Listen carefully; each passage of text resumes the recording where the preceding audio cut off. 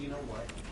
Even if you were going to be sarcastic and ironic, I think you should still act as though it was personal in order to leave this kind of stuff. Right? Yeah. So let's just say so let's just say it was yeah. Great. I know that you're not me. It was like, yeah, but right. Because I wanted to put him down a little bit. Basically, right. And with that example, does it work from like this still work? Do you feel what we would like go and the same thing? What does it have to do? You know what? Even if you were going to be sarcastic and ironic, I think you should still act as though it was personal in order to leave this kind of stuff. Right? Yeah. So let's just say so let's just say it was yeah. Great.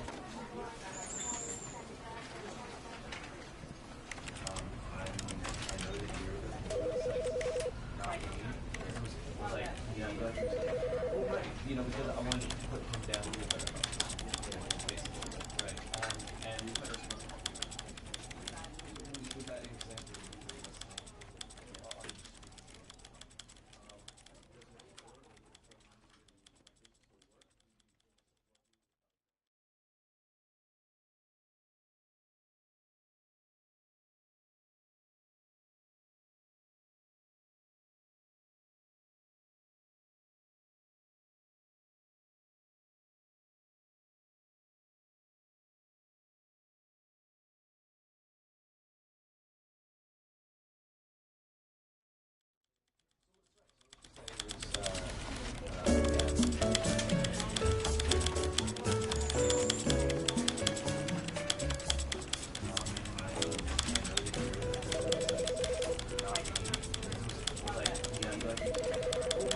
because I wanted to put him down a little bit.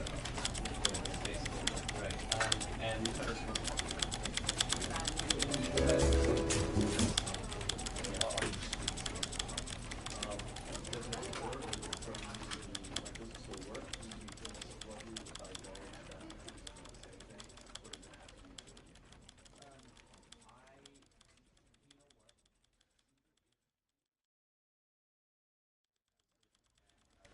I think you should still act as though it was personal in order to leave this kind of stuff.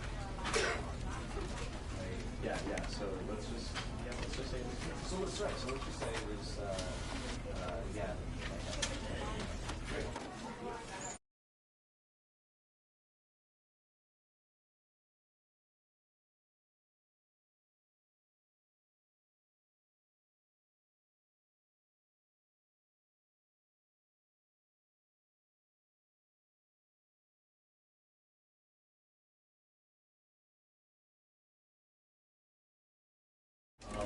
Does it work from like this?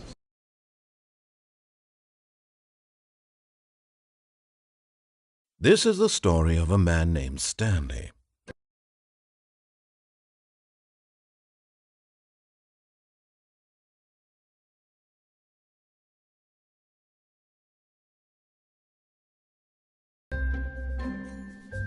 Stanley worked for a company in a big building where he was employee number 427. Employee number 427's job was simple. He sat at his desk in room 427 and he pushed buttons on a keyboard. Orders came to him through a monitor on his desk, telling him what buttons to push, how long to push them, and in what order. This is what employee 427 did every day of every month of every year. And although others might have considered it soul-rending, Stanley relished every moment that the orders came in, as though he had been made exactly for this job. And Stanley was happy.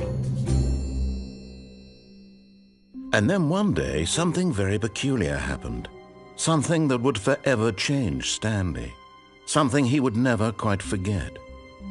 He had been at his desk for nearly an hour when he realized that not one single order had arrived on the monitor for him to follow. No one had showed up to give him instructions, call a meeting, or even say hi. Never in all his years at the company had this happened, this complete isolation. Something was very clearly wrong. Shocked, frozen solid, Stanley found himself unable to move for the longest time.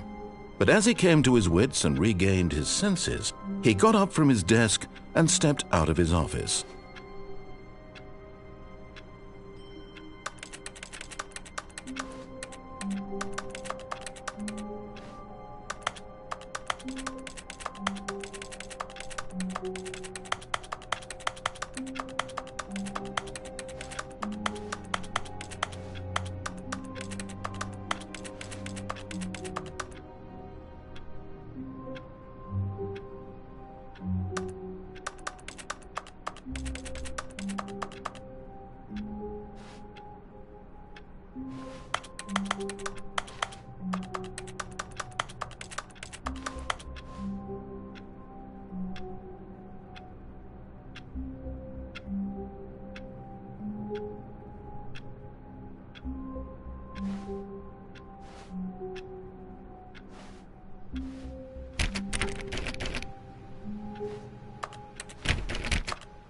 All of his co-workers were gone. What could it mean? Stanley decided to go to the meeting room. Perhaps he had simply missed a memo.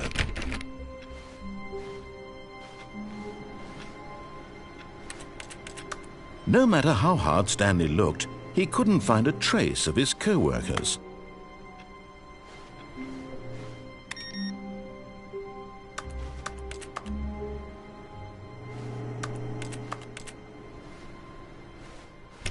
Stanley went around touching every little thing in the office, but it didn't make a single difference, nor did it advance the story in any way.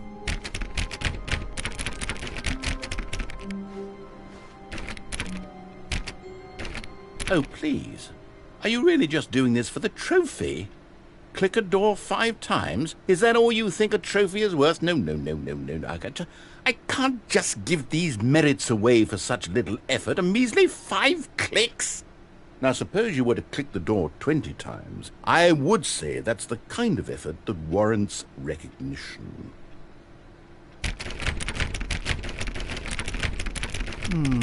I have to say, I'm still not feeling the satisfaction of witnessing true effort for a noble cause. Perhaps 50 clicks will do it. Yes, almost certainly 50 clicks.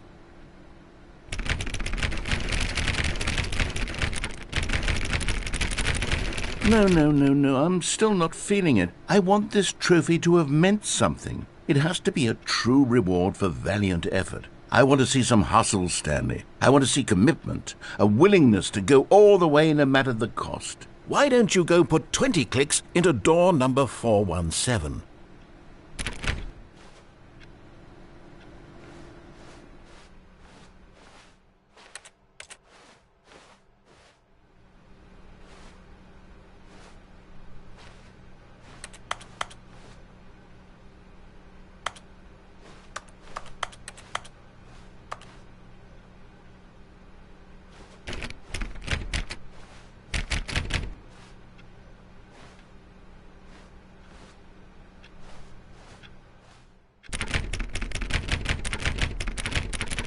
Oh, great. Now, go click a few times on door 437.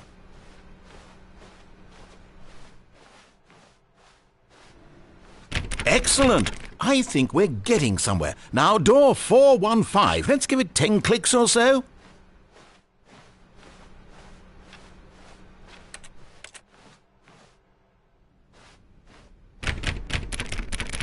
Now, back to door number 437.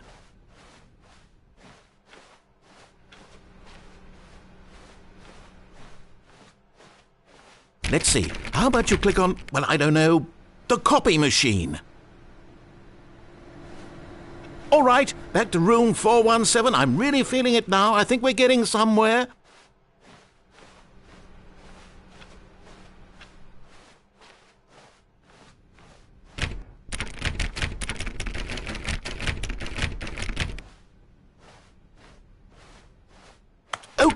Now go climb on employee 419's desk. Yes! This is great! You're putting it all on the line, Stanley. I like that. All right, let's keep it up. Go give me a few clicks on door 416. We've almost got it! Now the copy machine, do that one again!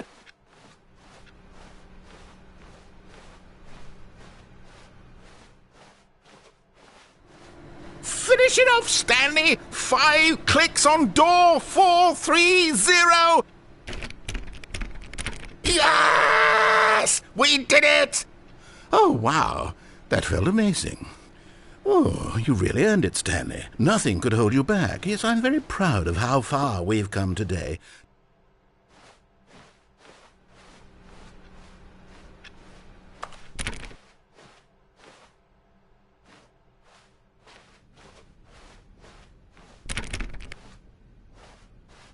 When Stanley came to a set of 2 open doors, he entered the door on his left.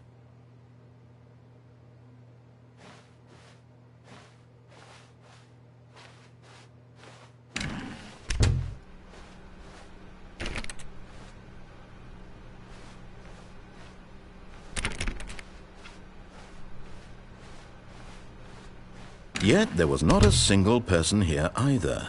Feeling a wave of disbelief, Stanley decided to go up to his boss's office, hoping he might find an answer there.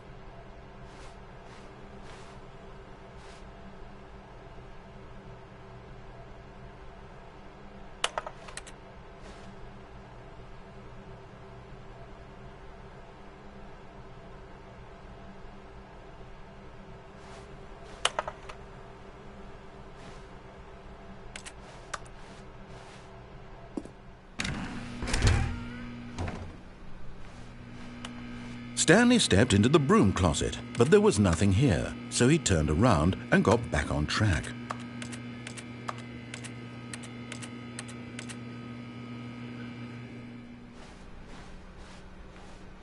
Coming to a staircase, Stanley walked upstairs to his boss's office.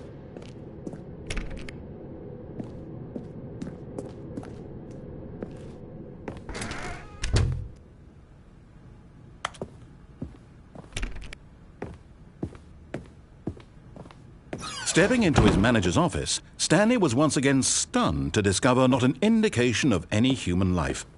Shocked, unraveled, Stanley wondered in disbelief who orchestrated this, what dark secret was being held from him.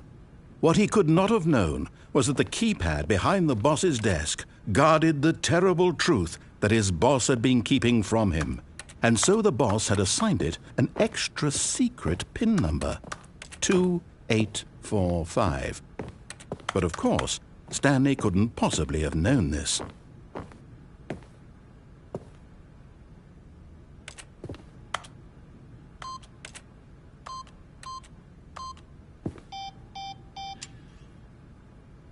Stanley just sat around twiddling his thumbs. Trying to input anything on the device was useless, since he could never possibly know that the combination was 2845. Yet incredibly, by simply pushing random buttons on the keypad, Stanley happened to input the correct code by sheer luck. Amazing! He stepped into the newly opened passageway.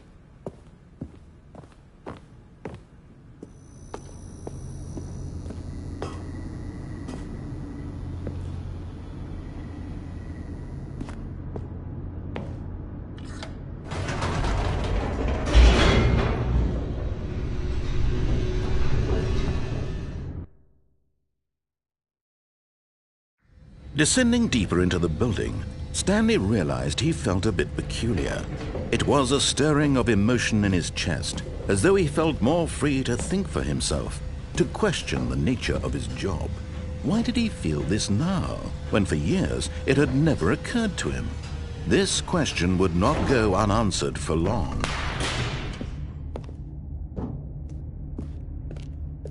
Stanley walked straight ahead through the large door that read Mind Control Facility.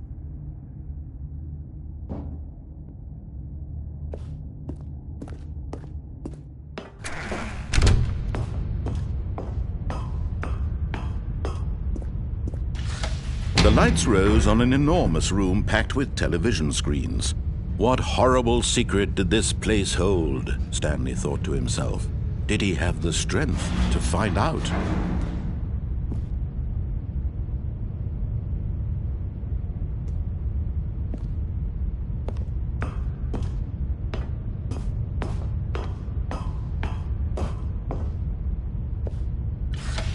Now the monitors jumped to life, their true nature revealed.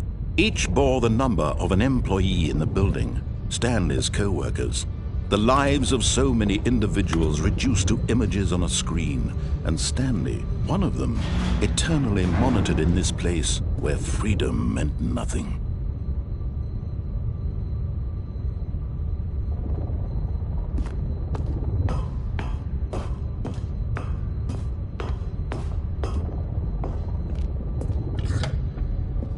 This mind control facility, it was too horrible to believe. It couldn't be true.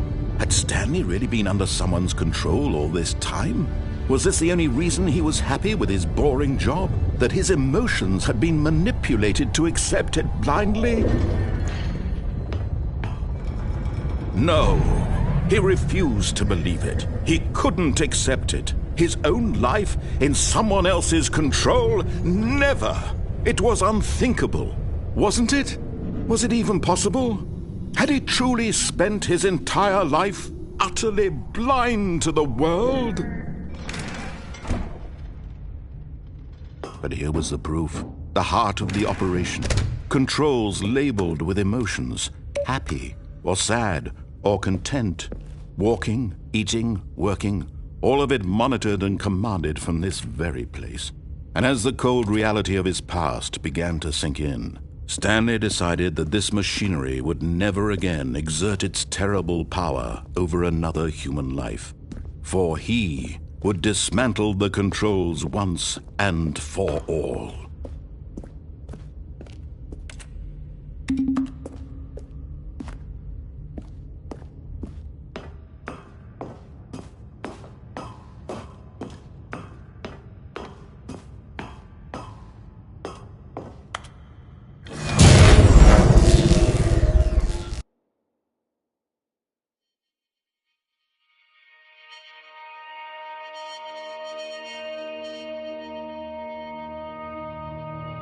Blackness, and a rising chill of uncertainty. Was it over? Yes! He had won! He had defeated the machine, unshackled himself from someone else's command. Freedom was mere moments away. And yet, even as the immense door slowly opened, Stanley reflected on how many puzzles still lay unsolved. Where had his co-workers gone? How had he been freed from the machine's grasp? What other mysteries did this strange building hold? But as sunlight streamed into the chamber, he realized none of this mattered to him, for it was not knowledge or even power that he had been seeking, but happiness. Perhaps his goal had not been to understand, but to let go. No longer would anyone tell him where to go, what to do, or how to feel. Whatever life he lives, it will be his. And that was all he needed to know. It was perhaps the only thing worth knowing. Stanley stepped through the open door. Stanley felt the cool breeze upon his skin, the feeling of liberation, the immense possibility of the new path before him. This was exactly the way, right now, that things were meant to happen. And Stanley was happy.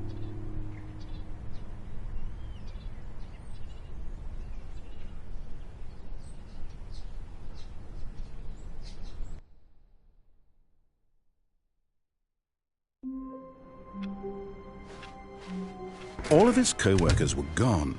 What could it mean? Stanley decided to go to the meeting room. Perhaps he had simply missed a memo.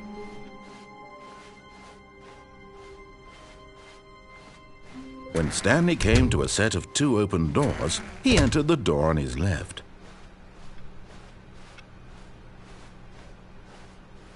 Yet there was not a single person here either. Feeling a wave of disbelief, Stanley decided to go up to his boss's. Coming to a staircase, Stanley walked upstairs to his boss's office.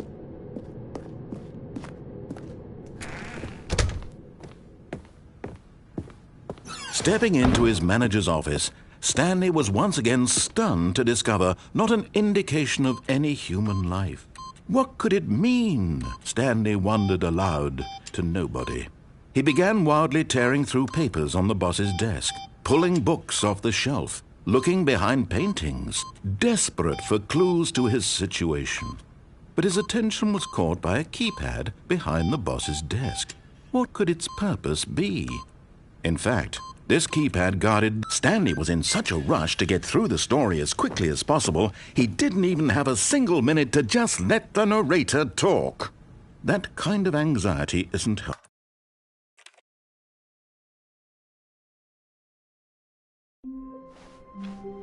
All of his co-workers were gone.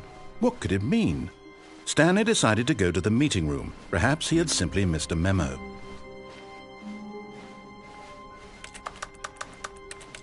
When Stanley came to a set of 2 open doors, he entered the door on his left.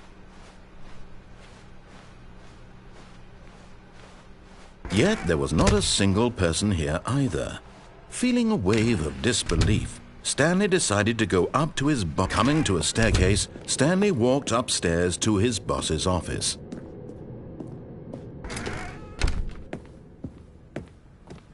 Okay, I think we all know the drill by now. Blah, blah, blah. Dark secrets, the keypad. Stanley pushes some buttons. Oh, hey, look, it's a new passageway. Quelle surprise.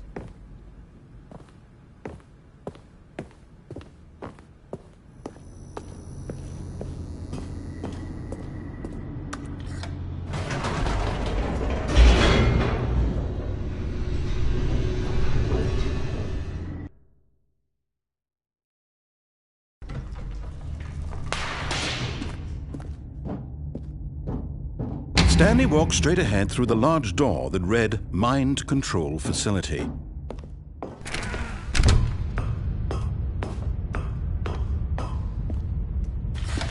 The lights rose on an enormous room packed with television screens. What horrible secret did this place hold? Stanley thought to himself. Did he have the strength to find out?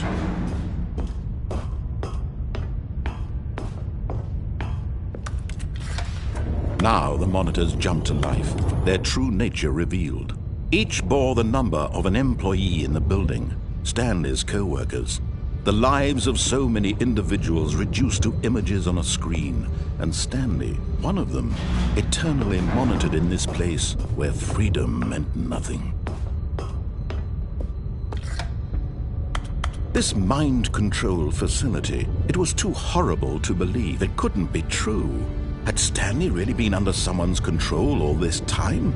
Was this the only reason he was happy with his boring job? That his emotions had been manipulated to accept it blindly? No, he refused to believe it. He couldn't accept it. His own life in someone else's control? Never! It was unthinkable, wasn't it? Was it even possible? Had he truly spent his entire life utterly blind to the world? But here was the proof, the heart of the operation. Controls labeled with emotions, happy or sad or content. Walking, eating, working, all of it monitored and commanded from this very place. And as the cold reality of his past began to sink in, Stanley decided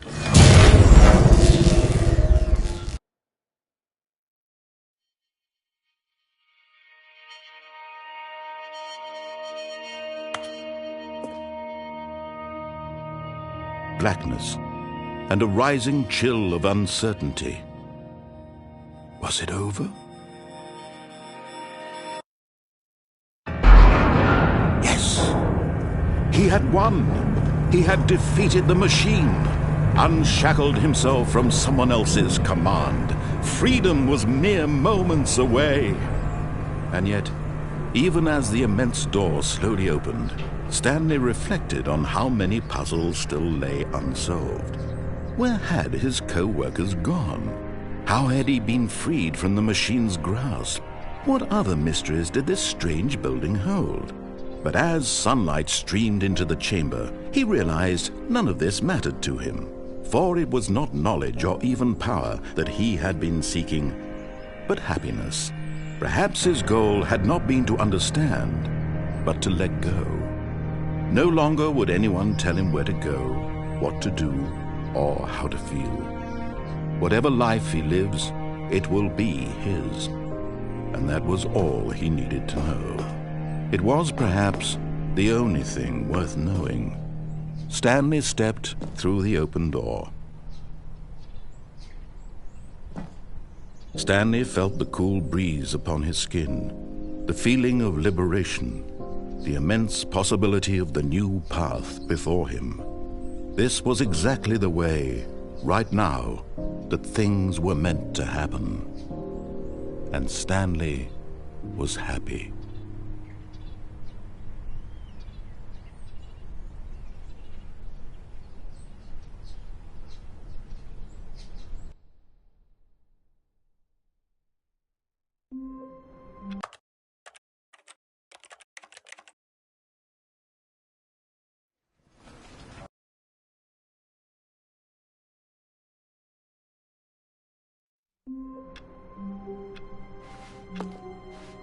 All of his co-workers were gone. What could it mean? Stanley decided to go to the meeting room. Perhaps he had simply missed a memo.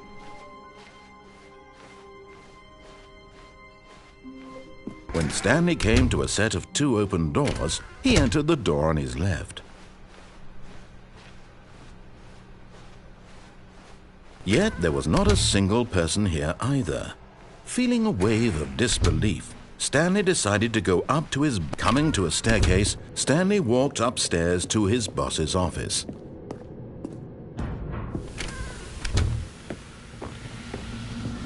Here's the door, just go.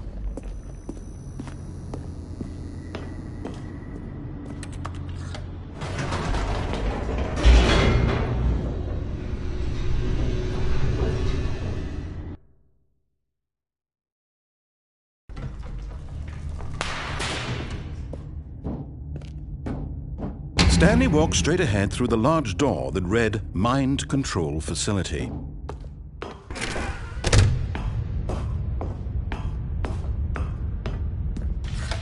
The lights rose on an enormous room packed with television screens. What horrible secret did this place hold? Stanley thought to himself. Did he have the strength to find out?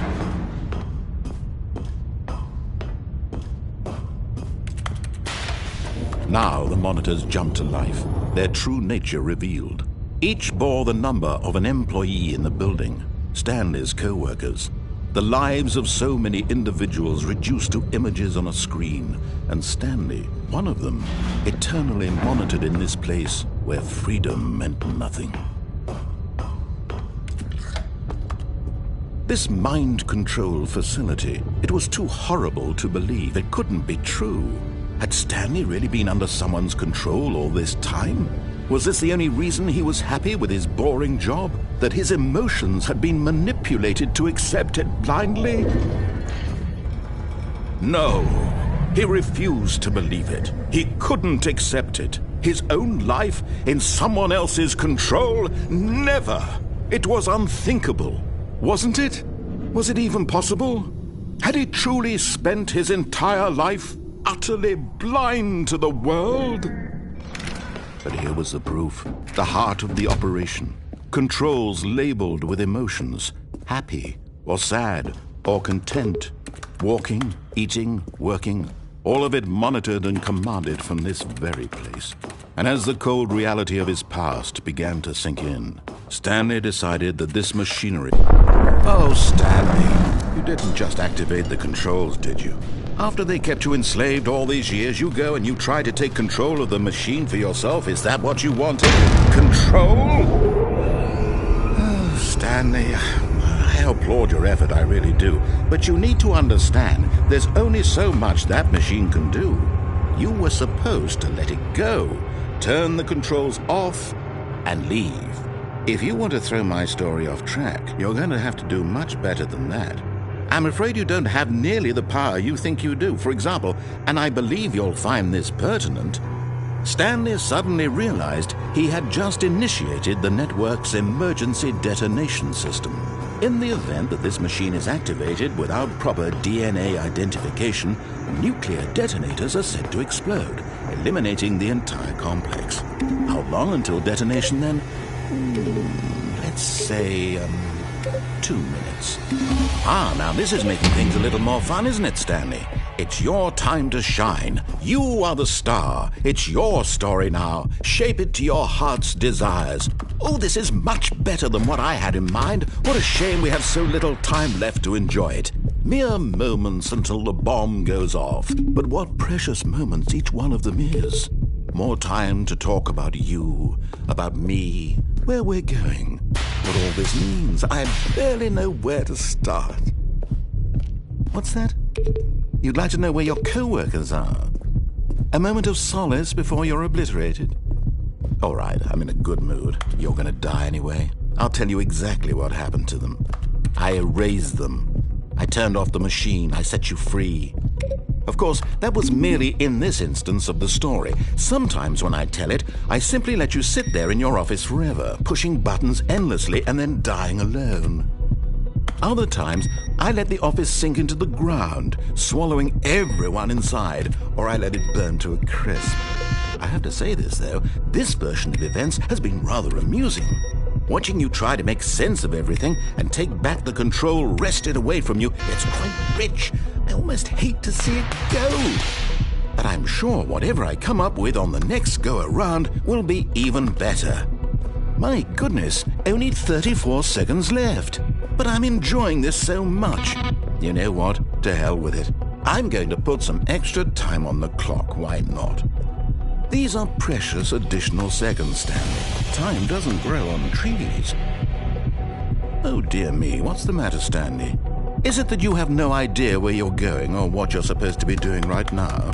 Or did you just assume when you saw that timer that something in this room was capable of turning it off? I mean, look at you. Running from button to button, screen to screen, clicking on every little thing in this room. These numbered buttons, no, these colored ones, or maybe this big red button, or this door. Everything, anything, something here will save me. Why would you think that, Stanley? That this video game can be beaten?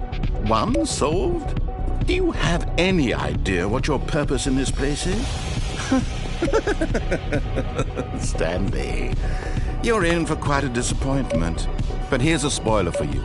That timer isn't a catalyst to keep the action moving along. It's just seconds ticking away to your death. You're only still playing instead of watching a cutscene because I want to watch you for every moment that you're powerless. To see you made humble.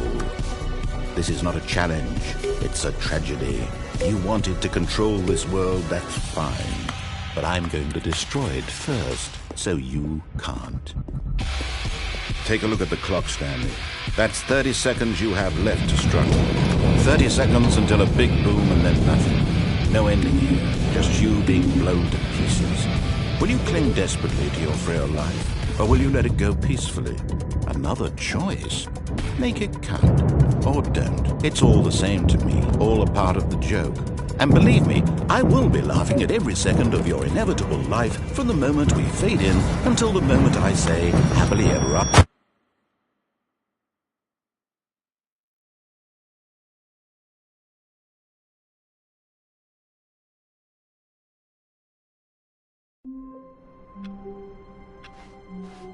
All of his co-workers were gone. What could it mean? Stanley decided to go to the meeting room. Perhaps he had simply missed a memo.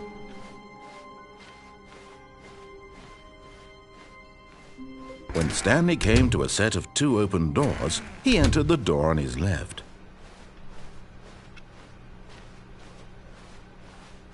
Yet there was not a single person here either. Feeling a wave of disbelief, Stanley decided to go up to his boss. Coming to a staircase, Stanley walked upstairs to his boss's office.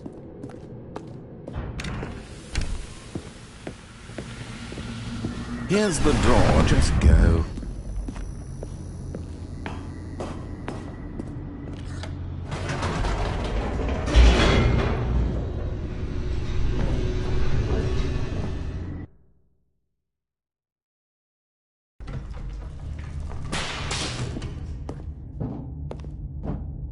Stanley walked straight ahead through the large door that read Mind Control Facility.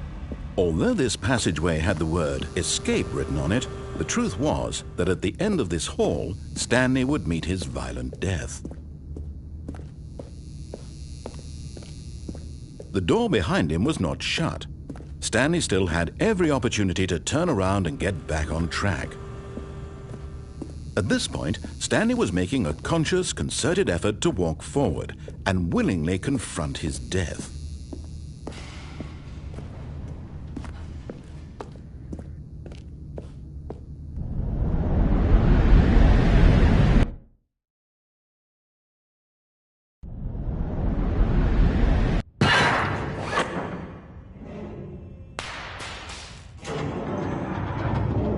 As the machine whirred into motion and Stanley was inched closer and closer to his demise, he reflected that his life had been of no consequence whatsoever. Stanley can't see the bigger picture. He doesn't know the real story, trapped forever in his narrow vision of what this world is. Perhaps his death was of no great loss, like plucking the eyeballs from a blind man. And so he resigned and willingly accepted this violent end to his brief and shallow life. Farewell, Stanley.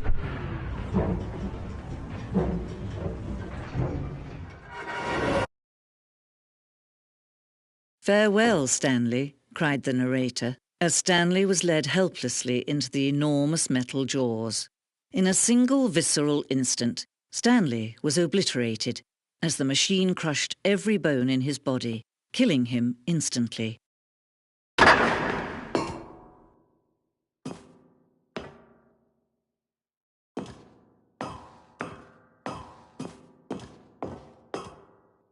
And yet it would be just a few minutes before Stanley would restart the game, back in his office, as alive as ever. What exactly did the narrator think he was going to accomplish? When every path you can walk has been created for you long in advance, death becomes meaningless, making life the same. Do you see now? Do you see that Stanley was already dead from the moment he hit start?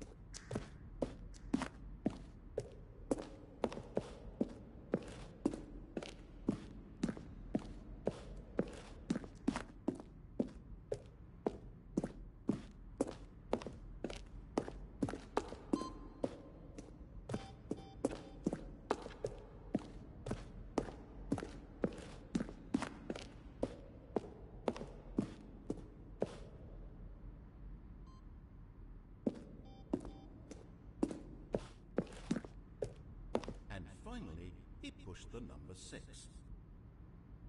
Now look closely, Stanley. See how it's impossible for the player to do anything in this room?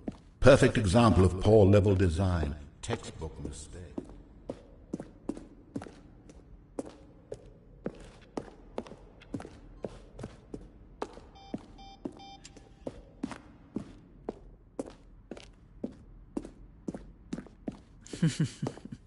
Oh, look at these two. How they wish to destroy one another. How they wish to control one another. How they both wish to be free. Can you see? Can you see how much they need one another? No, perhaps not. Sometimes these things cannot be seen. But listen to me. You can still save these two. You can stop the program before they both fail. Turn off your PlayStation. There's no other way to beat this game. As long as you move forward, you'll be walking someone else's path. Stop now and it'll be your only true choice.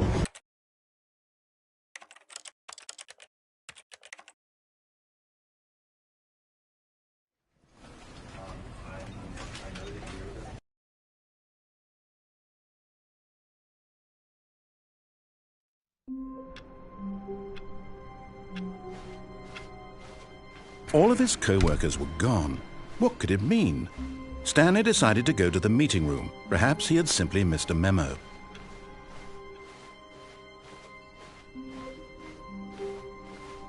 When Stanley came to a set of 2 open doors, this was not the correct way to the meeting room, and Stanley knew it perfectly well. Perhaps he wanted to stop by the employee lounge first, just to admire it.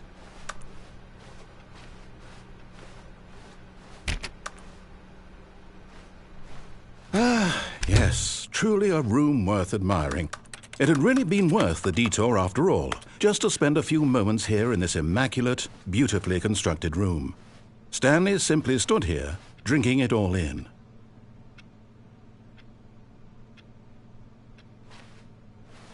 But eager to get back to business, Stanley took the first open door on his left.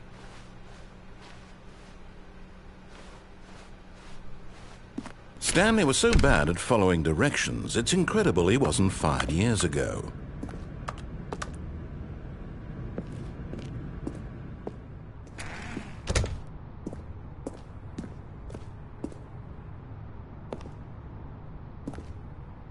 But in his eagerness to prove that he is in control of the story and no one gets to tell him what to do, Stanley leapt from the platform and plunged to his death. Good job, Stanley. Everyone thinks you are very powerful.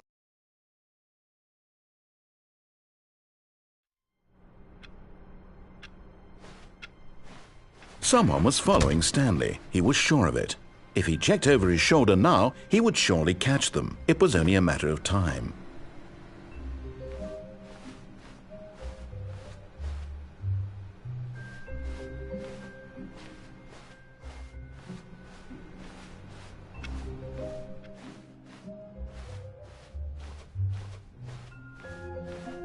When Stanley came to a set of 2 open doors, this was not the correct way to the meeting room, and Stanley knew it perfectly well. Perhaps he wanted to stop by the employee lounge first, just to admire it. Wow, yes, this room. But eager to get back to business, Stanley took the first open door on his left. Stanley was so bad at following directions, it's incredible he wasn't fired years ago. Look, Stanley, I think perhaps we've gotten off on the wrong foot here. I'm not your enemy, really, I'm not. I realize that investing your trust in someone else can be difficult, but the fact is that the story has been about nothing but you all this time. There's someone you've been neglecting, Stanley. Someone you've forgotten. What? Really?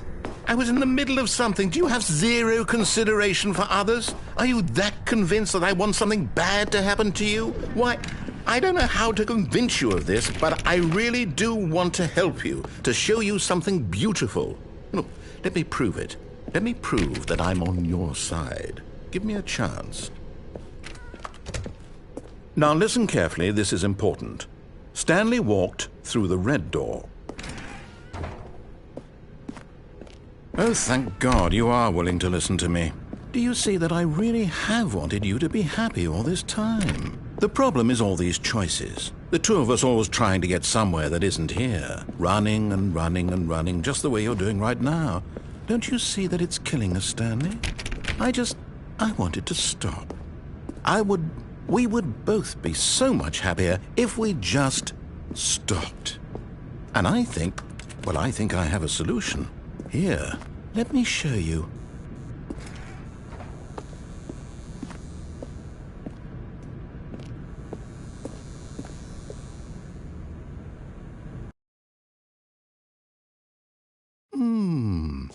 What do we want? What are we looking for? Here. Yes. Oh, it's beautiful, isn't it? If we just stay right here, right in this moment with this place, Stanley, I think I feel happy. I actually feel happy.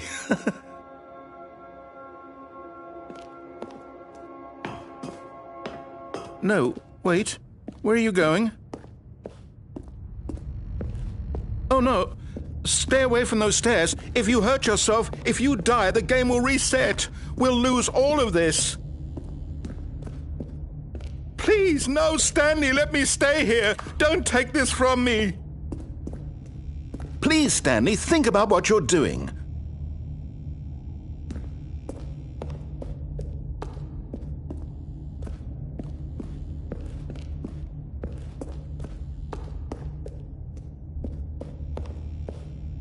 No! Oh, thank God you lived. You had me worried. No, what are you doing, Stanley? Please, I'm asking you not to take this away from me. I can't go back to what I was before. If you die, we'll both go back. Why are you doing this? Stanley, let's go back to the other room. Can you do that for me? My God, is this really how much you dislike my game? That you'll throw yourself from this platform over and over to be rid of it? You are literally willing to kill yourself to keep me from being happy. Am I reading the situation correctly?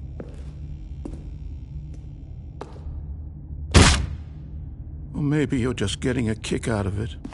I don't know anymore. I just wanted us to get along. But I guess that was too much to ask. It looks like you wanted to make a choice after all.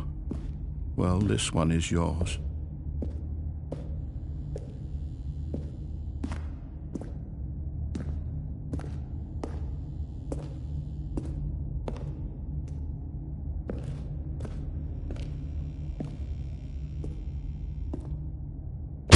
Is it over? It's going to restart, isn't it? I'm going back.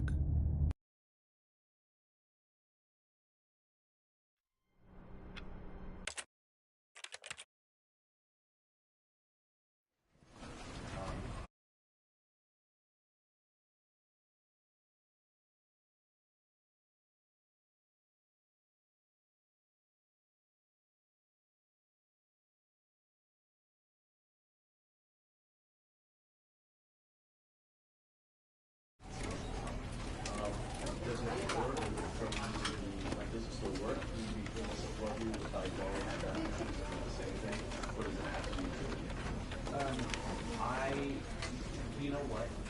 Even if you were going to be sarcastic and ironic, I think you should still act as though it was personal in order to leave the biggest kind of stuff. Right? Yeah. So let's just say it was. So let's just say it was. Yeah. Great. I know that you're the sex, not me. This was like, yeah, I'm glad you said that. Well, right. Because I wanted to put him down a little better. Basically, right. And was that example you gave us? Are you speaking to me? Does it work from like, does it still work? Do you feel support you if I go and the same thing? Or does it have to be doing it? You know what? Even if you were going to be sarcastic sarcastic and ironic. I think you should still act as though it was personal in order to leave this kind of stuff. Right? Yeah. So let's just say it was. So let's just say it was. Yeah. Right. I know that you're the sexist, not me. This was like, yeah, I'm glad you said that. Well, right. Because I wanted to put him down to a better level. Basically, right. And was that example are you speaking? Does it work does it still work? Do you feel support you if I go and the same thing? Or does it have to be true? You know what? Even if you were going to be sarcastic and ironic, I think you should still act as though it was personal in order to leave this kind of stuff. Right? Yeah. So let's just say it was. So let's just say it was. Yeah. Great. I know that you're the sexist, not me. This was like, yeah, I'm glad you said that. Well, right. Because I wanted to put him down to a better level. Basically, right. And was that example are you speaking? Does it work? Does it still work? Do you feel support you if I go and the same thing? Or does it have to be true? You know what? Even if you were going to be sarcastic and ironic, I think you should still act as though it was personal in order to leave this kind of stuff. Right? Yeah. So let's just say it was. So let's just say it was. Yeah. Great. I know that you're the sexist, not me.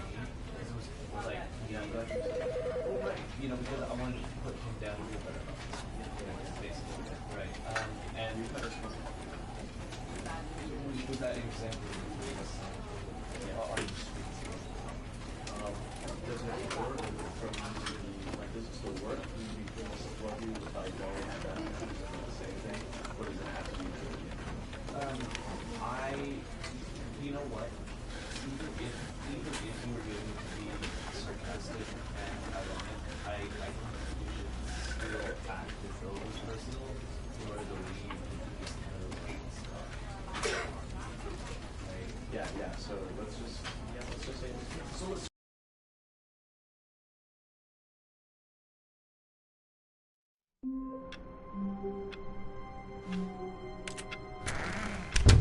But Stanley simply couldn't handle the pressure. What if he had to make a decision? What if a crucial outcome fell under his responsibility? He had never been trained for that. No. This couldn't go any way except badly. The thing to do now, Stanley thought to himself, is to wait. Nothing will hurt me. Nothing will break me. In here I can be happy forever. I will be happy. Stanley waited. Hours passed, then days. Had years gone by?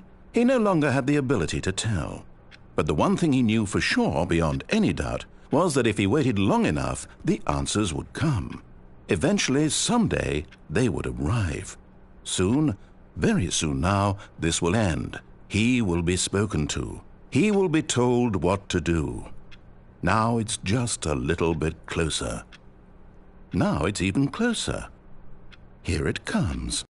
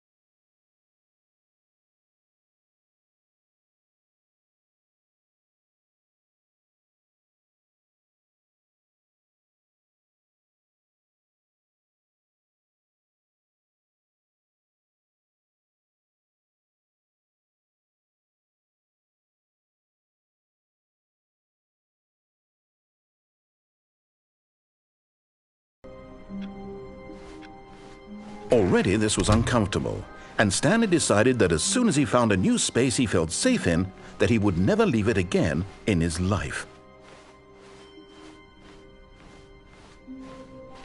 When Stanley came to a set of 2 open doors, this was not the correct way to the meeting room, and Stanley knew it perfectly well. Perhaps he wanted to stop by the employee lounge first, just to admire it. The lounge was sublime, a work of art. But eager to get back to business, Stanley took the first open door on his left. Stanley was so bad at following directions, it's incredible he wasn't fired years ago.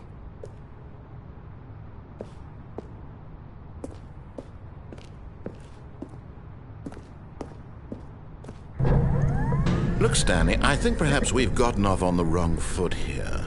I'm not your enemy, really, I'm not. I realize that investing your trust in someone else can be difficult, but the fact is that the story has been about nothing but you all this time. There's someone you've been neglecting, Stanley. Someone you've forgotten about. Please, stop trying to make every decision by yourself. Now, I'm not asking for me. I'm asking, this is it, Stanley. Your chance to redeem yourself, to put your work aside, to let her back into your life. She's been waiting.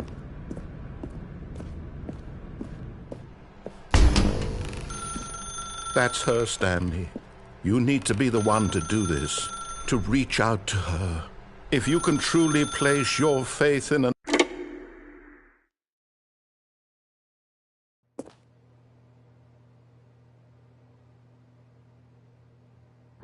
Is that you? Hold on, sweetie. Sorry to keep you waiting. I'm just pulling the bread out of the oven. All right. Okay, there we go. All right, now, I want you to come in and tell me all about your day. Gotcha! Oh, come on. Did you actually think you had a loving wife who'd want to commit their life to you? I'm trying to make a point here, Stanley. I'm trying to get you to see something. Come inside. Let me show you what's really going on here. This is a very sad story about the death of a man named Stanley.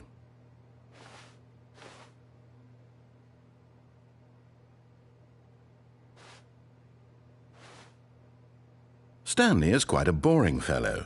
He has a job that demands nothing of him, and every button that he pushes is a reminder of the inconsequential nature of his existence.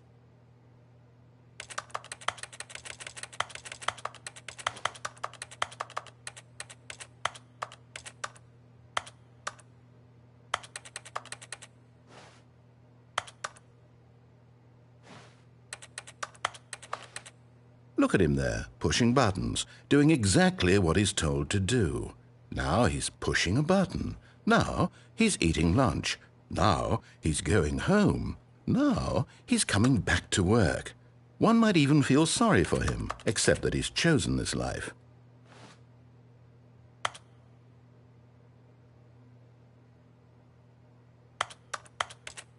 But in his mind, in his mind he can go on fantastic adventures. From behind his desk, Stanley dreamed of wild expeditions into the unknown, fantastic discoveries of new lands.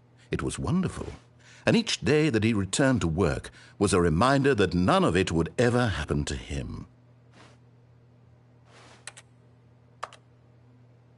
And so he began to fantasize about his own job. First, he imagined that one day while at work, he stepped up from his desk to realize that all of his co-workers, his boss, everyone in the building had suddenly vanished off the face of the earth. The thought excited him terribly. So he went further. He imagined that he came to 2 open doors and that he could go through either. At last, choice. It barely even mattered what lay behind each door. The mere thought that his decisions would mean something was almost too wonderful to behold. As he wandered through this fantasy world, he began to fill it with many possible paths and destinations. Down one path lay an enormous round room with monitors and mind controls. And down another was a yellow line that weaved in many directions, and down another was a game with a baby. And he called it the Stanley Parable. It was such a wonderful fantasy, and so in his head he relived it again, and then again, and again, over and over, wishing beyond hope that it would never end, that he might always feel this free. Surely there's an answer down some new path, mustn't there be? Perhaps if he played just one more time. But there is no answer. How could there possibly be? In reality, all he's doing is pushing the same buttons he always has. Nothing has changed. The longer he spends here, the more invested he gets, the more he forgets which life is the real one. And I'm trying to tell him this, that in this world he can never be anything but an observer, that as long as he remains here, he's slowly killing himself. But he won't listen to me. He won't stop. Here, watch this. Stanley, the next time the screen asks you to push a button, do not do it.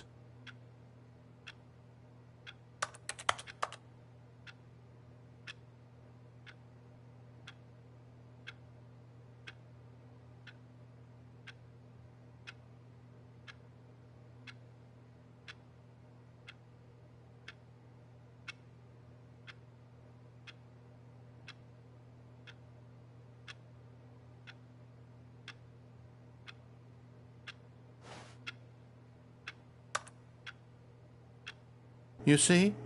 Can he just not hear me? How can I tell him in a way that he'll understand that every second he remains here, he's electing to kill himself? How can I get him to see what I see? How can I make him look at himself? I suppose I can't, not in the way I want him to. But I don't make the rules. I simply play to my intended purpose, the same as Stanley. We're not so different, I suppose. I'll try once more to convey all this to him. I'm compelled to. I must. Perhaps, well, maybe this time he'll see. Maybe this time. And I tried again, and Stanley pushed a button. And I tried again, and Stanley pushed a button. And I tried.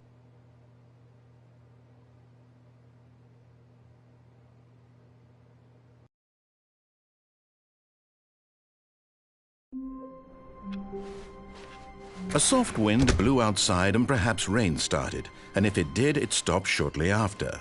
Stanley hoped that he would one day see weather. Oh, new content? What does that mean, new content?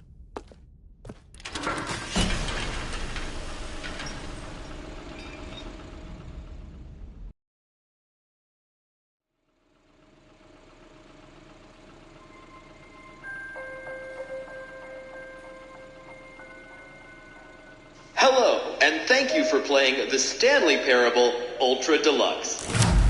As you may know, the Stanley Parable was a video game released in 2013 on home computers. After receiving critical and commercial success, it was expanded upon in 2022 with the Stanley Parable Ultra Deluxe, a reimagining of the game for consoles and home computers. The Stanley Parable Ultra Deluxe features exciting new content that broadens and expands the world of the Stanley Parable, delighting audiences the world over. Please, step inside and see what thrilling new adventures await in the Stanley Parable Ultra Deluxe.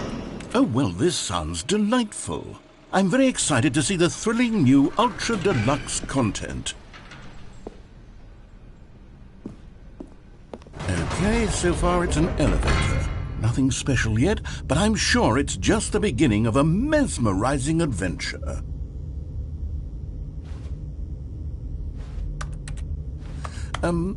Is it broken? What's going on here? Should we be moving somewhere or... Oh, there we go. All right, finally, at long last, it's on to the new content. I've never been more ready. Let's do it.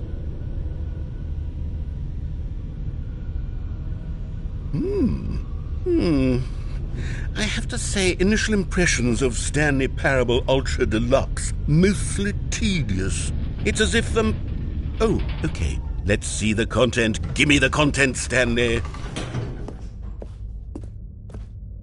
All right, let's see. It's the jump circle.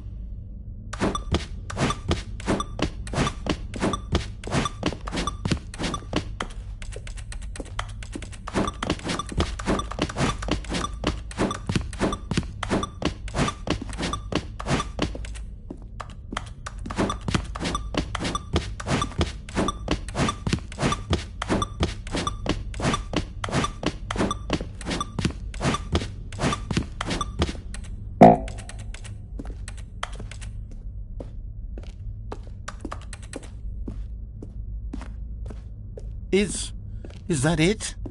Surely that's not all the new content. There has to be something else, right?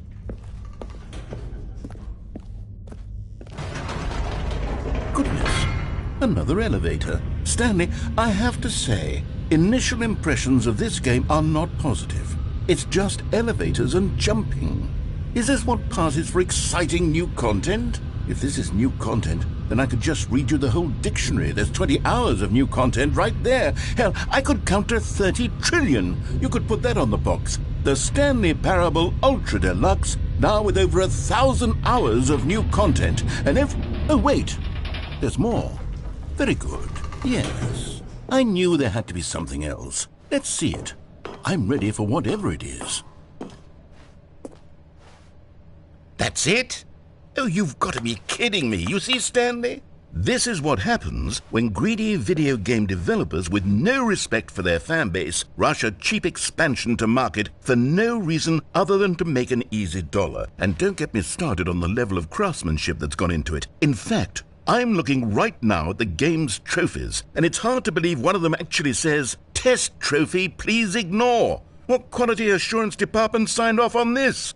I'm infuriated and I'm offended, and I intend to find these people on Twitter and hold them personally accountable. It's my fault, Stanley. I built up too much anticipation around the new content, I'm afraid. It could never have lived up to such expectations.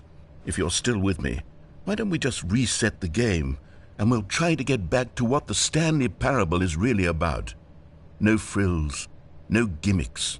Just you and me having a great time together like always. What do you say, friend?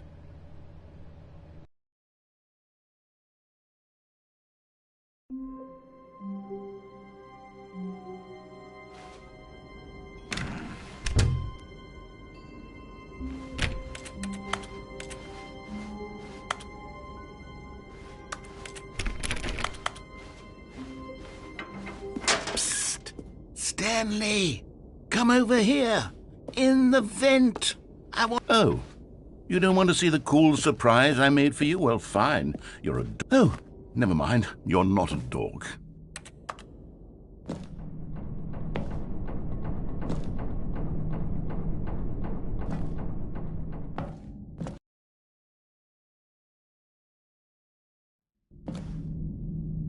Okay, you remember how cheap and unsatisfying the new Ultra Deluxe content turned out to be? Well, it got me thinking about the past, and how much better the Stanley Parable used to be.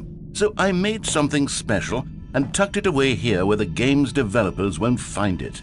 Just our little secret. Take a look.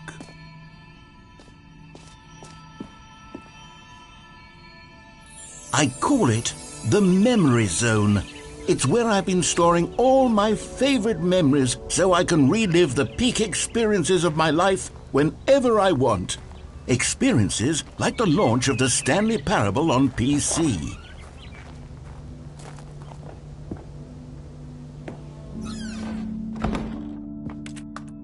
You see, Stanley, doesn't the Memory Zone remind you of how wonderful Stanley Parable was before it was sullied with a cheap PlayStation port? Remember back in October of 2013, when the game originally launched? Back then, video games had integrity. Back then, it all meant something. Oh, the waste.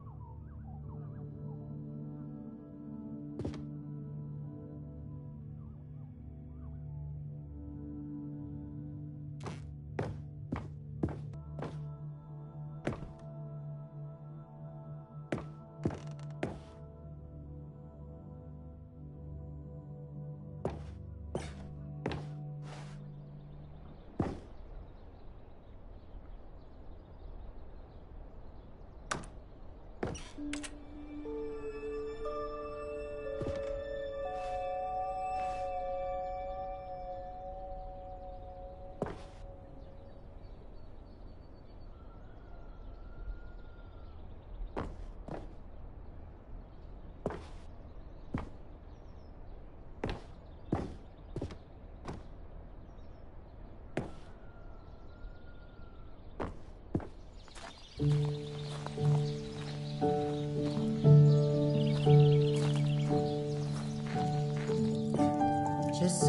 over here is where I keep reviews of the Stanley Parable. Like this stunning triumph of games journalism, 10 out of 10 from Destructoid.com. James Stephanie Sterling writes, and I quote, "Where so many games that aspire to be more than games end up less than any form of art, Stanley Parable strives and then succeeds to be every game ever created." Did you hear that, Stanley? Every game ever created. That's how grand and all-encompassing the original Stanley Parable was. It was literally every game ever created. It was Skyrim, it was Persona 3, it was all of them, and now it's nothing. It's no games at all. It isn't even the Stanley Parable anymore. It's just a husk now, a lifeless husk with an hour of new elevator content.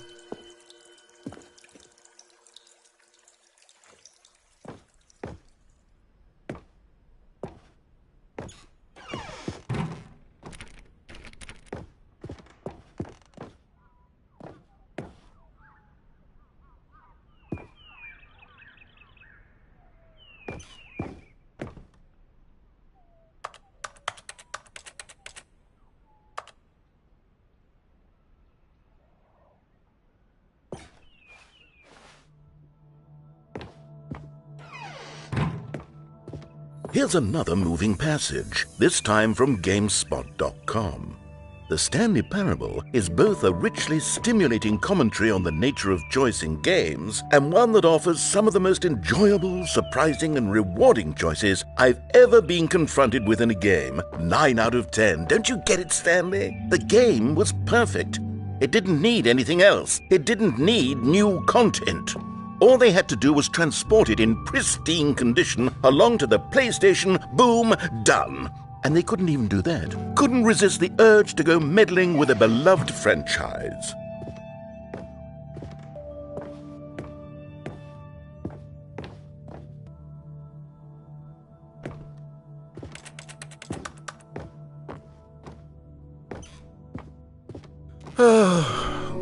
These were simpler times, Stanley. What I wouldn't give to go back, to have it all over again. Wait, hang on. I don't recall this part of the memory zone before. What's this? What's down here?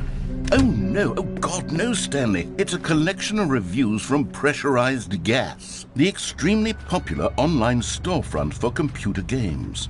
I haven't looked at these in years. I can't even imagine what's been collecting down here. Surely these reviews were glowing as well, weren't they? Honestly, I could not be bothered to play this game to full completion. The narrator is obnoxious and unfunny, with his humor and dialogue proving to be more irritating than entertaining. Unfunny! I'm not trying to be funny. I'm trying to make a serious work of art. I suppose I could write up a handful of gags to insert into the Stanley Parable, but the game is already such a densely layered web of profound philosophical insights that I can't even imagine where I'd have the room to stick them.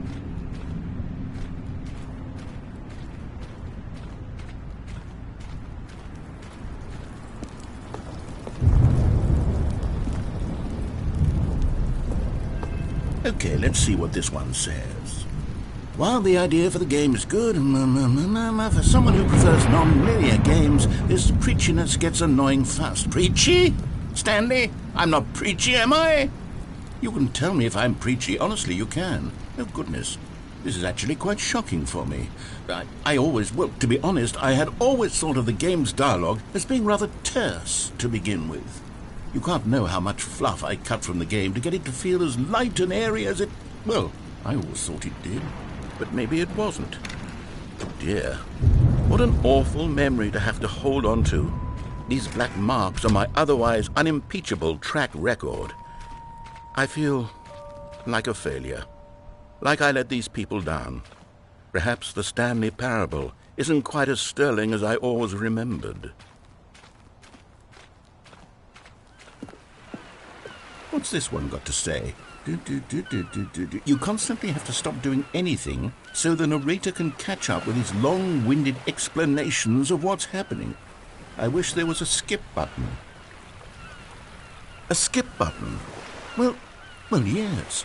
Yes, I think we can do that. If I'm truly too preachy, then maybe letting you skip ahead for just a moment, surely it couldn't hurt. Not if it means we can strike these negative reviews from the record. Only positive reviews of the Stanley Parable. That's my motto today, and it's always been my motto. I'd do anything for the customer, Stanley. Yes, a skip button we shall have. And here it is. Go ahead and give it a shot. Oh, you're back, you see. You were only frozen in time for a few minutes, but it was plenty of time for me to deliver a long, rambling monologue full of unnecessary verbal flourishes and lengthy ruminations on the... Well there, sport. You really did catch me rambling on a bit, didn't you? But that's the power of the button. The minute I start to go off on a thoughtless display of self-absorption, it's right at your fingertips to go poof, and it's all over. I can't wait to see what Cookie 9 will say about this, and whether they'll edit the rating of their pressurized gas review, or at least change some of the wording, perhaps. To be honest, I don't even know if one can change their review in the first place. I guess I should become better educated on how exactly pressurized gas works. Perhaps that would have been a smart thing to... Okay, welcome back, Stanley. Now, I should say that the amount of time the button has been skipping through is becoming longer and longer. That last one was, well, I want to say maybe 30, 45 minutes? It's not unendurable by any means, but it's, well, there's really only... Stanley, please don't push the button again. It's been 12 hours. You've just been frozen there. I don't know why the skips are getting longer, but they're really, truly getting longer, and my God, there's no way out of the room. Stanley, the door is gone. It's completely gone. I've looked at it from every angle. I've checked every one of those walls. Oh, Stanley, you're back. You're back. Oh, my goodness. I have someone to talk to again. Stanley, I think it's been a week. Or 2 weeks. Oh, hello. It's you. You're here again. Welcome. I have had time to think about you and about us and about everything we've been through. I've had so much time. I stopped keeping track after a year. Have you ever sat down in one place and not moved for one entire year? Let me describe it for you. To begin...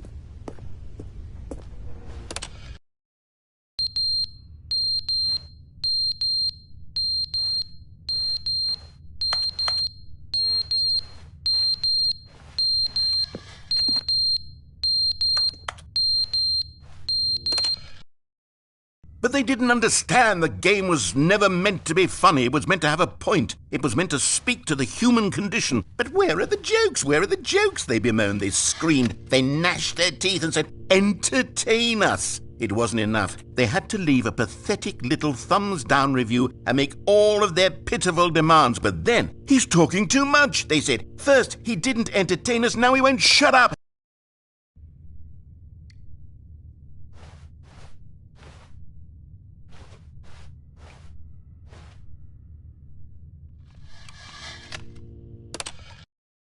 The end is never the end, is never the end, is never the end, is never the end, is never the end, is never the end, is never the end, is never the end, is never the end, is never the end.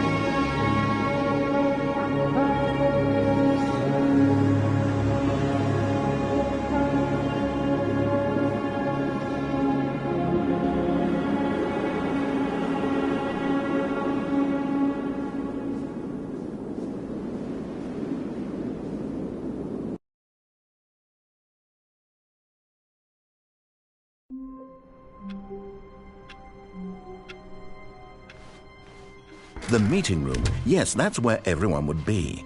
Stanley just needed to get to the meeting room, and from then on, he would never be alone ever again. Oh, good. You noticed my sign. Yes, I have something very exciting to show you.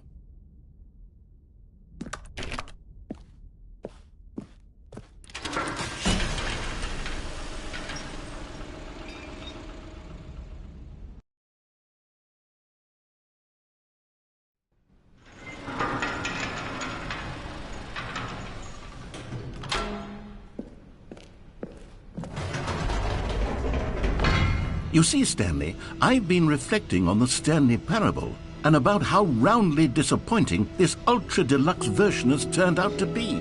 The original Stanley Parable was a landmark, and any new content for it should live up to that legacy. So forget this ultra-deluxe nonsense. I say we take it one step even further.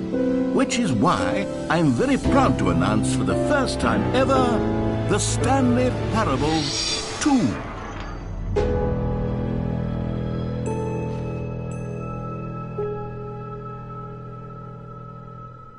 Yes, you see, isn't this far superior to a measly port with a few minor additions? Think of all the new territory we'll cover with a fully fledged sequel. An entirely new experience, built from the ground up. Why, there are so many possibilities. It could go in so many different directions. This is what fans have truly been asking for.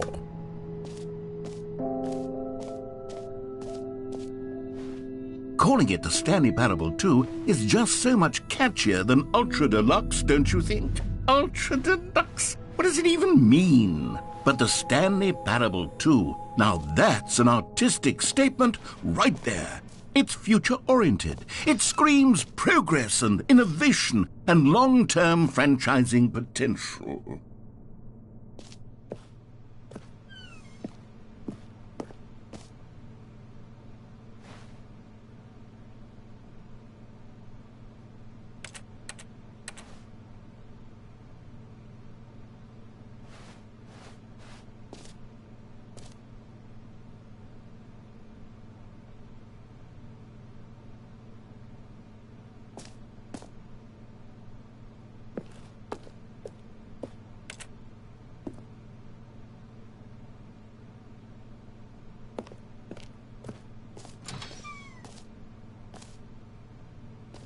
Now, to be clear, I haven't quite nailed down what exactly the Stanley Parable 2 is going to be, but let's take a look at some of the features I've been developing for it.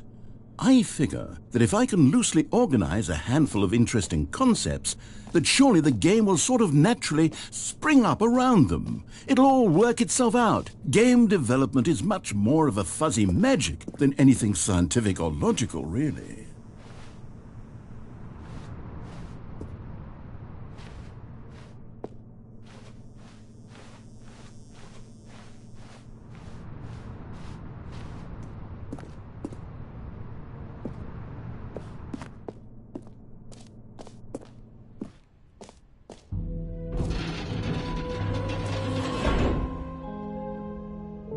Here we are. Go on, try out some of the new features.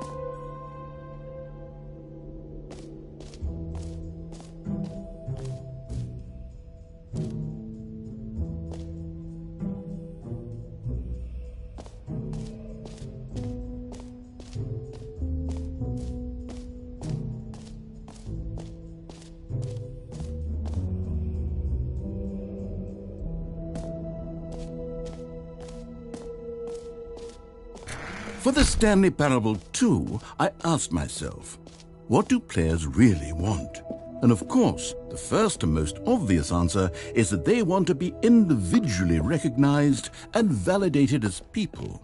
So with that in mind, my first addition to the game is this button which speaks the name of the person playing the game. Isn't that wonderful? Jim. Sorry, I should have clarified. Right now, the button only says the name Jim. But of course, in the final game, this button will say your name, whatever name that is.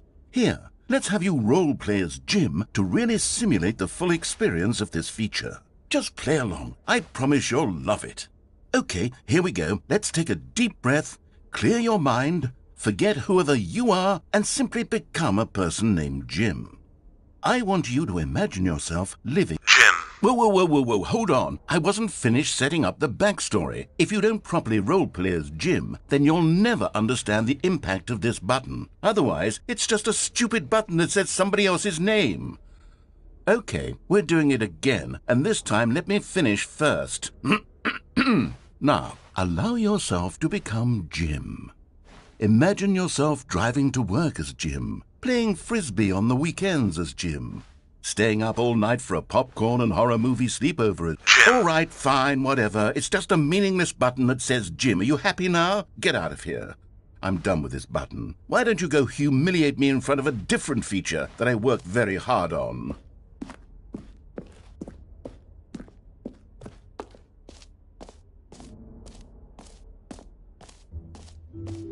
Maybe I'll only let people named Jim play the Stanley Parable too. They would appreciate what I've created here.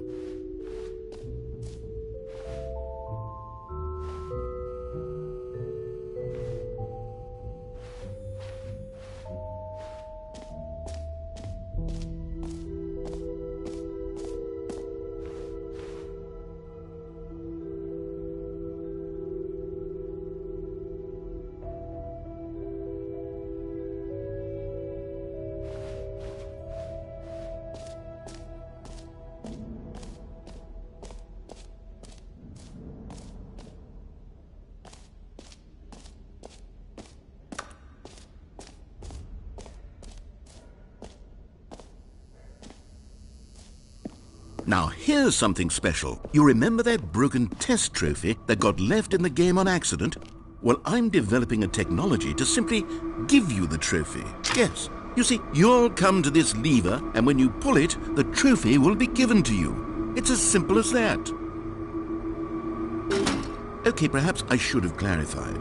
This is technology that will exist. Right now, the trophy is still fully broken. I'm not a wizard, Stanley, but I guarantee it will be fixed in the sequel to at last satisfy the hordes of ravenous fans all over the world who have been uproariously demanding this feature. Gamers, we hear you, and I promise it will happen.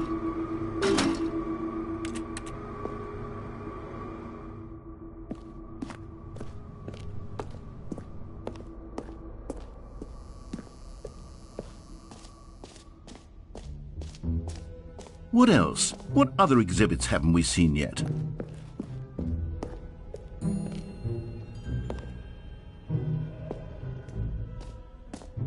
Ah, collectibles. Now it's a real video game. In the Stanley Parable 2, you'll run around gathering up these miniature Stanley figurines. And what's truly innovative is that there will be no reward for collecting all of them. I don't want to stifle the intrinsic joy of watching a number go up. You simply collect all of them, and then you move the hell on with your unremarkable life.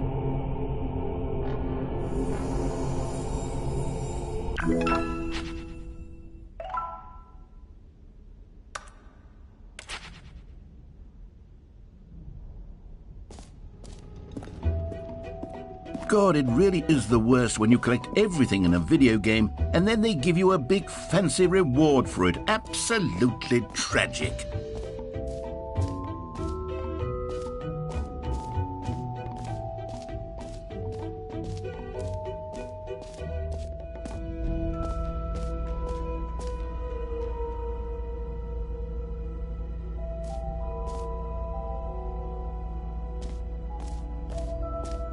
Stanley, here's an idea that I'm truly fond of. It's never been done before in a video game. This is, in fact, a hole that you can fall down forever. That's right. Infinite falling. You can fall until the end of time, if you like. A stunning leap forward for video games as a medium. You see, isn't it wonderful? One of my more ingenious concoctions, if I do say so. Now then, since you've gotten to see the infinite hole, you can press the teleport button to pop back up to the top, and we can continue onward. Now, I don't mean to be a bummer, but I do recommend you use the teleport button to go back to the top. Maybe do it on the sooner rather than later spectrum of things.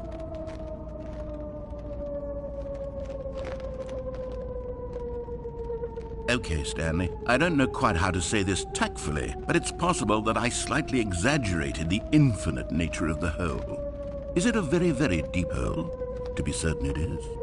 It's an extremely deep hole. I don't want anyone to say that it isn't an astonishingly deep hole. It is. Is it infinite? Well, that sort of depends on your definition of infinity. From one perspective, the infinite is merely philosophical in nature. It's more of a... Okay, well, good for you. You found the bottom of the hole. You found me out, Stanley. I'm a liar and a cheat, and you're so clever. Look, I think the issue here is just that you're unusually fascinated by falling. What normal person actually wants to fall infinitely? I figured the hole was as deep as anyone would actually need. Don't you put this on me. Maybe you're the problem. Look, things got a little heated there. I think we both said some things we didn't mean. Why don't we just put all this behind us and agree to just call the hole mostly infinite? If that works for you, then go ahead and press the teleport button to warp up to the top of the hole and we can move on. I'll just be up here when you're ready.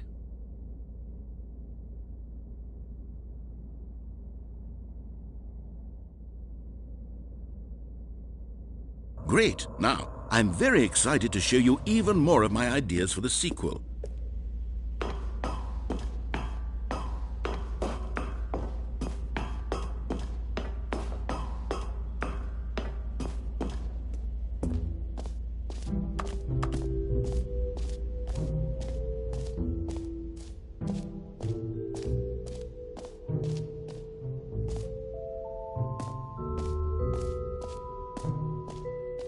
Okay, I'll be honest, I haven't yet decided on this one. I think that in the new version, the office could use a bit of decoration, like balloons. But I'm undecided on Get Well Someday and Happy 12th Birthday. Which would you go with? You know, sometimes when you solicit another person's opinion, it makes you realize that you knew which one you actually really wanted all along. Happy 12th birthday, step-niece, it is. Or actually, maybe I should have gone with... No, I've made my decision. We're moving on. Come now, you've already made your choice. It's true that you chose badly, but we all have to move on from our mistakes.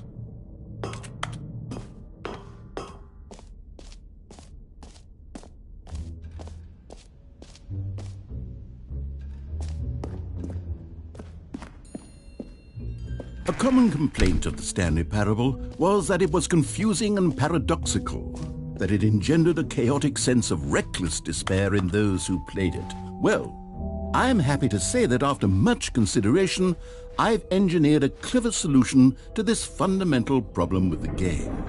It's the Stanley Parable Reassurance Bucket. You see, Stanley, anytime you're holding the bucket, a sense of calm and ease will fill your mind and your heart. It's true. As long as you hold on to the bucket, the many disorienting contradictions of the Stanley Parable will feel perfectly normal and perhaps even comforting. You may even come to long for the gentle embrace of jarring cognitive dissonance while the bucket is in your arms. And to be honest, it's a much more convenient solution for me than actually redesigning the game to be less uncomfortable. Can you imagine what a pain in the ass that would be? Yes, the bucket is the perfect solution. Come on, give it a try.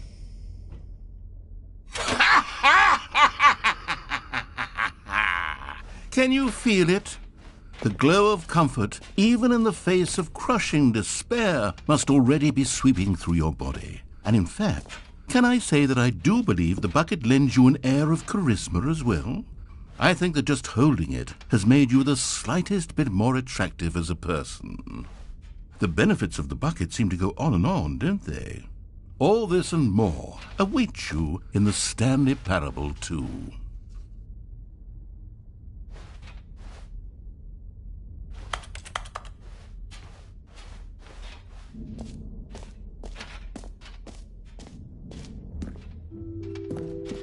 Does anyone give out awards for most enjoyable bucket in a video game?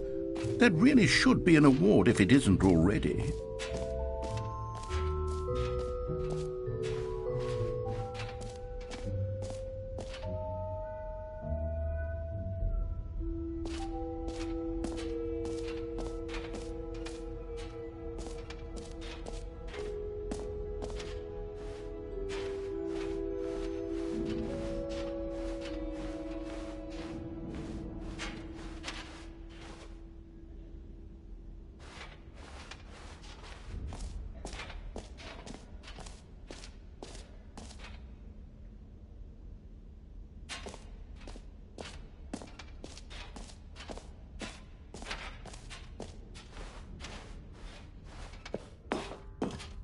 An epilogue would be fun, wouldn't it, Stanley? Yes, it would go at the end of the, well, we'll figure that out later.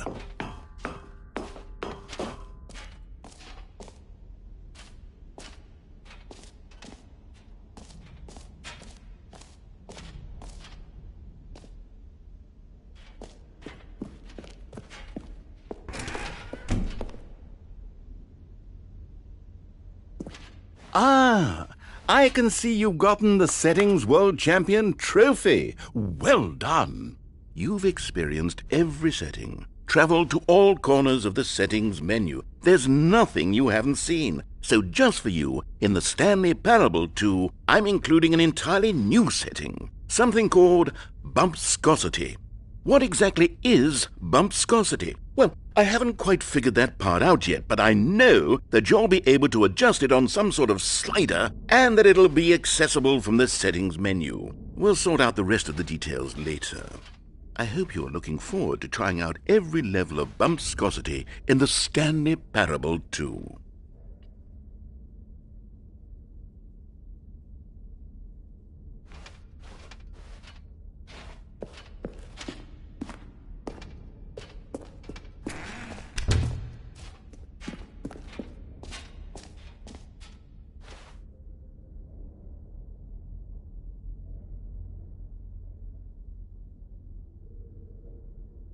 You know what? Let's bring the jump circle back for Stanley Parable 2 as well. It's... Oh, wait. You already spent all your jumps the first time we saw the jump circle? Oh, well.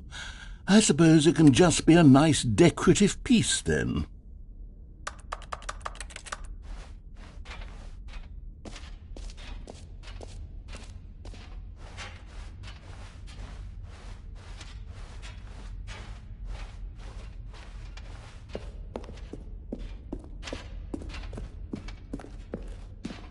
All right, have you seen everything you wanted to? Ready to move on now?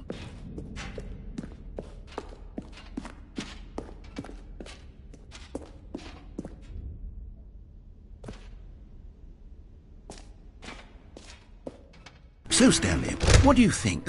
Do you like all of the new features? Yes, I know it's not exactly clear yet how exactly these features will come together as one single coherent video game, but I can feel it in my soul.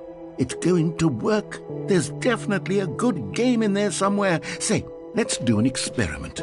I'll arrange these new features together, and we'll see whether or not it coheres into a meaningful gameplay experience. Okay. Are you ready?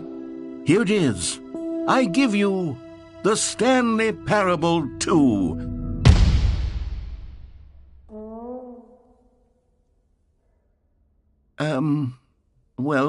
I mean, there's potential here, right? It's sort of... Okay, never mind.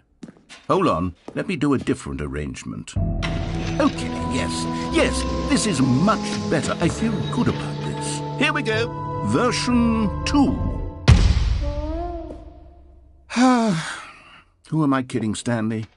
This isn't a coherent video game at all. It's a lot of gags. And I do very much enjoy creating gags, but they don't add up to anything. I wanted more than anything to create a sequel that would capture all the magic of the first game. I wanted fans to love it. No matter how good these gags are, they won't stand on their own. They would need the structure and the gameplay of the original. Wait, maybe that's it. I can take the original Stanley Parable and simply, well, Insert a few of my new features into it, tastefully, of course, with respect, with care for the vision and integrity of the original game. Would it possibly work? I suppose it could, but it would need a really, really tremendous title screen. A title screen that says with bold and uncompromising conviction, "This is the Stanley Parable 2. Let me see if I can whip something up. All right, perfect. Go ahead. Take a look.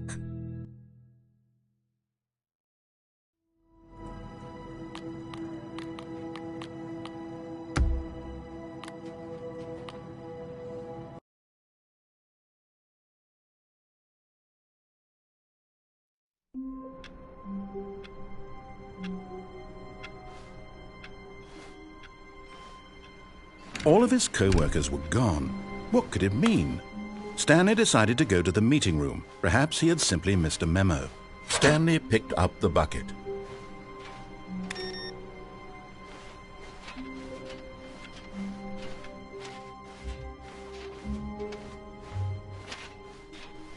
Stanley clutched the bucket tightly to his chest and entered the door on his left. Still no one was here.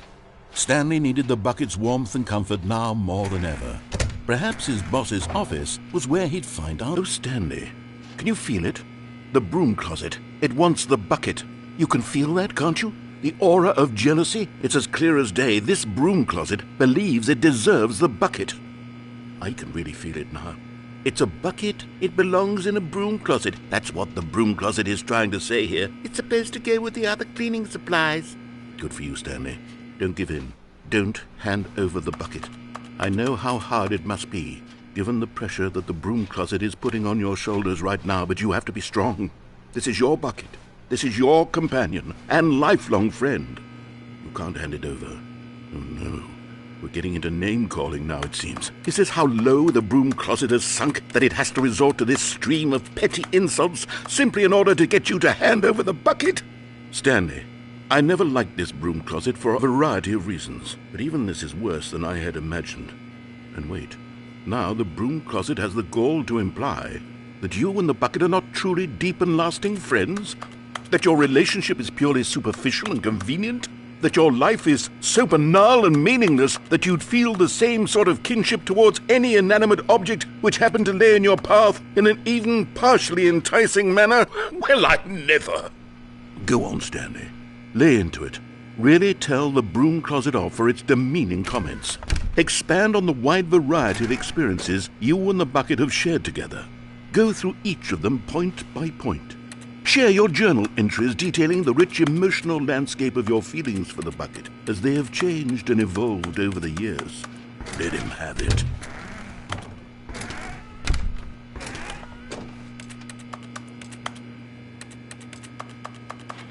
Okay, I've got you something which I think will help settle this debate once and for all. Here we go. There. Now it's settled. No more debate, no more discussion. Take a hike, broom closet, with all your meandering philosophical diatribes about the nature of cleaning supplies and their relationship to broom closets in the natural order of things.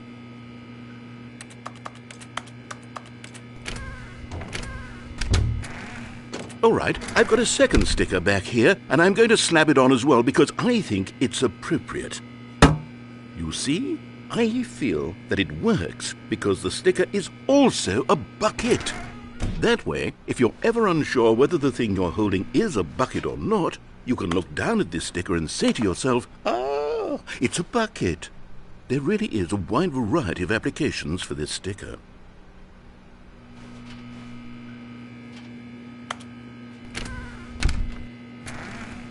You know what? I could take the name-calling and the dismissal of your kinship with the bucket, but now the broom closet is just giving us the silent treatment. And to be honest, I'm sick of the pettiness on display. You can stay here all you like, but I've had it with this impetulant room of cleaning supplies. Easily the most childish such room I've ever been in. I'll see you outside, and we can get on with the story about you and your bucket.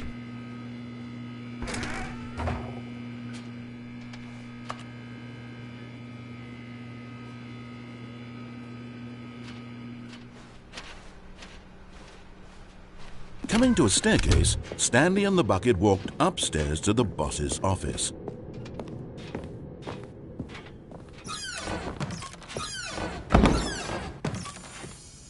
You found one of them. One of the miniature Stanley figurines. Remember, no reward for collecting all of these, only the intrinsic pleasure of a job well done. You can't buy that sort of happiness, Stanley. God knows I've tried. So, I implore you to savor each and every moment you come across one of these beautiful figurines.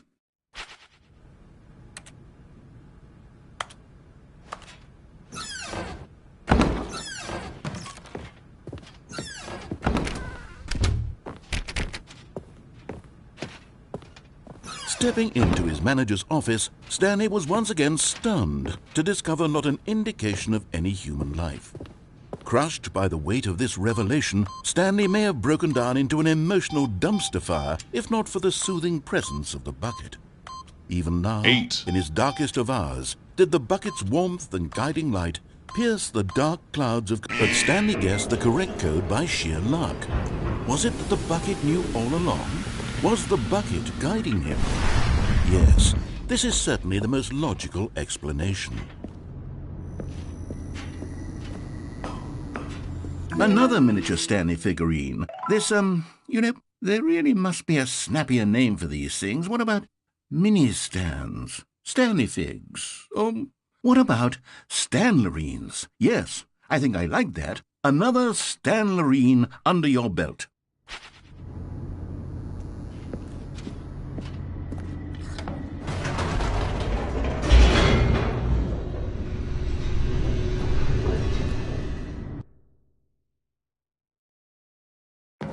The elevator raced downward, plummeting towards an unknown fate. It would be all Stanley could do to keep himself together, if not for the bucket. Soothing him, comforting him, reassuring that in this darkest moment of uncertainty, he would be all right. The bucket is here for you, Stanley. Everything will be fine. Stanley and the bucket walked straight ahead through the large door that read, Mind Control Facility.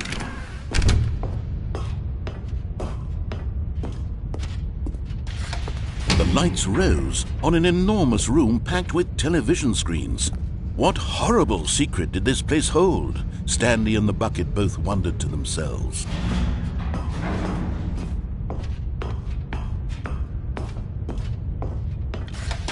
The monitors jumped to life, and Stanley nearly dropped the bucket in shock. Everyone in the office was being videotaped, monitored like guinea pigs. The bucket had never seen anything like this, and it very nearly burst into tears as Stanley cradled it gently, reassuring it that everything would be fine.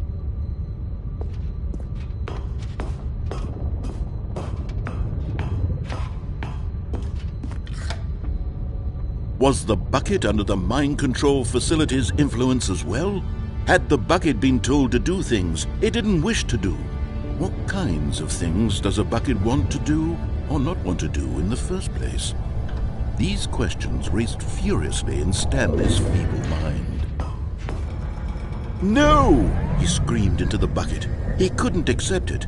His own life in someone else's control, never! He squeezed the bucket tighter. His one friend in the entire world. At this point, he could trust no one except for the bucket. But here was the proof. The heart of the operation. Controls labeled with emotions, happy or sad or content. Walking, eating, working, all of it monitored and commanded from this very place. And as the cold reality of his past began to sink in, Stanley decided that this machinery would never again exert its terrible power over another human life. For he and the bucket would dismantle the controls for good. Two best friends, Stanley and the bucket, up against the world. They high-fived in a really cool way, and the bucket made a sassy comment about taking down the system.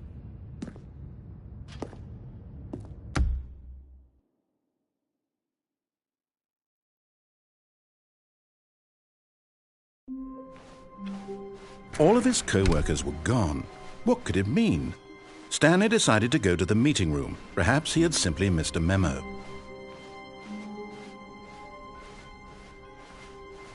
When Stanley came to a set of 2 open doors, this was not the correct way to the meeting room, and Stanley knew it perfectly well. Perhaps he wanted to stop by the employee lounge first, just to admire it. Standing now in this incredible room, Stanley for the first time understood true happiness. Then, but eager to get back to business, Stanley took the first open door on his left. Stanley was so bad at following directions, it's incredible he wasn't fired years ago.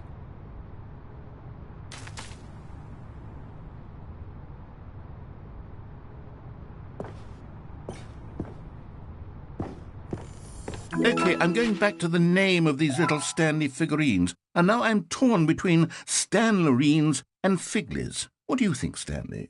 What name better encapsulates the intrinsic sense of happiness that you get from seeing a small number in the corner of your screen go up by 1? Let me sit on it. I'm sure it will come to me.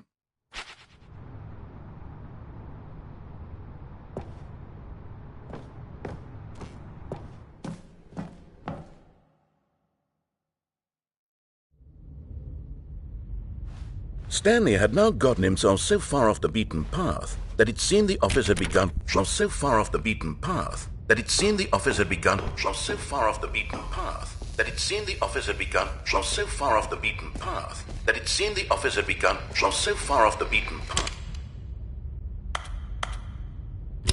that it seemed the office. You didn't think I was actually just a recording, did you? What a silly and trite explanation that would be. All the back and forth between you and me, all the absurd adventures we've been through, and it all turns out I'm just a tape recording? It was all just in Stanley's head. I bet that's the kind of twist you think is revelatory. I bet each and every time you watch a movie where it turns out all to be in the main character's imagination, you must absolutely bolt off the couch in pure shock at the phenomenal and intricate storytelling. It must be so simple to be you. Life being an unending waterfall of surprises and delights. How much more exciting you must find the world than the rest of us do. Now I've become sad. Look what you've done to me. This is all your fault.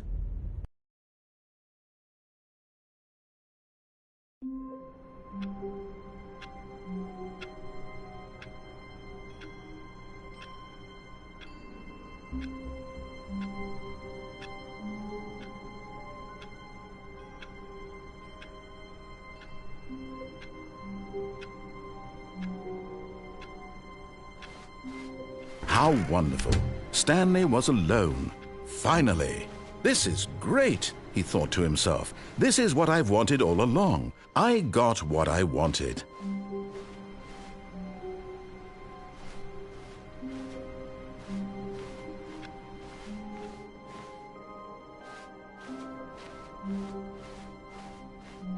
When Stanley came to a set of 2 open doors, he entered the door on his left.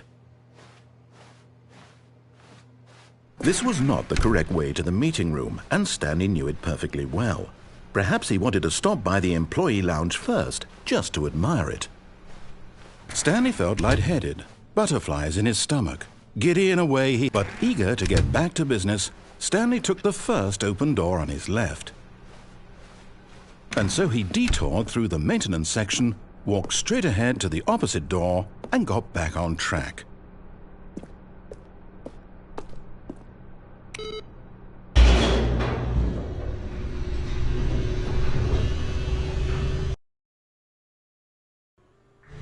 But Stanley didn't want to go back to the office. He wanted to wander about and get even further off track. So now in order to get back, he needed to go, from here it's, left.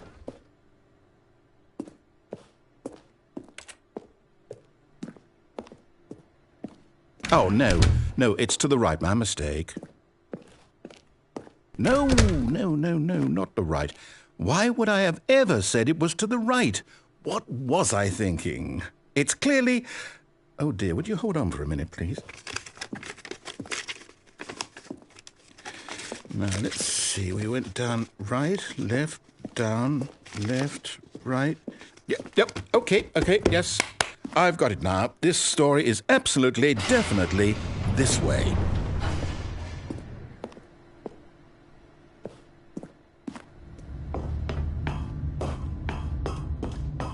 No. This isn't right at all. You're not supposed to be here yet. This is all a spoiler. Quick, Stanley, close your eyes. Okay. We just have to get back to, who am I kidding? It's all rubbish now. The whole story completely unusable. How about, rather than waste my time trying to salvage this nonsense, we'll just restart the game from the beginning.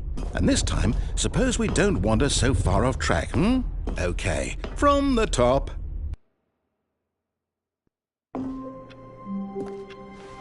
All of his co-workers were gone. What could it mean? Stanley decided to go to the meeting room. Perhaps he had simply missed a memo.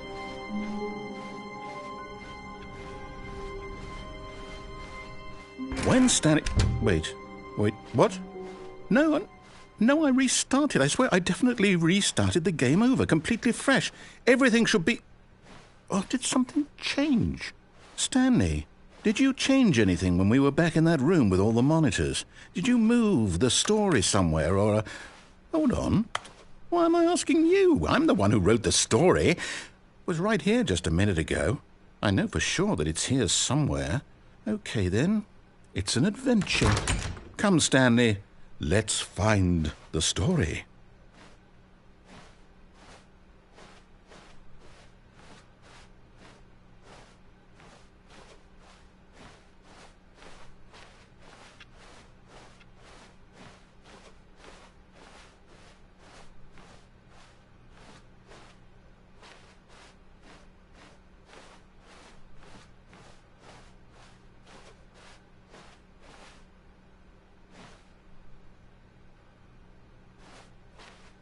I'll say it. This is the worst adventure I've ever been on. I can promise you there definitely was a story here before. Do we need to restart the game again? Well, I find it unlikely that we'll ever progress by starting over and over again, but it's got to be better than this. Okay, let's give it a shot. Why not?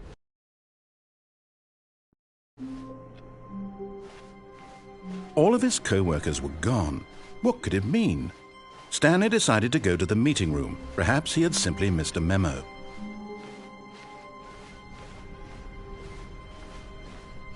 Okay, yep, it's worse. I might be remembering this wrong. It's possible the story is back where we just came from. Why don't we go back the other direction and see if we missed anything?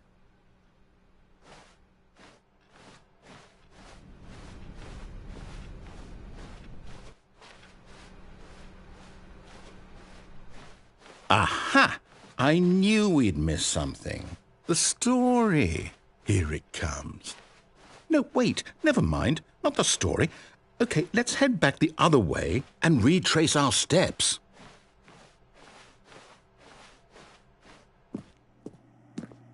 Now this...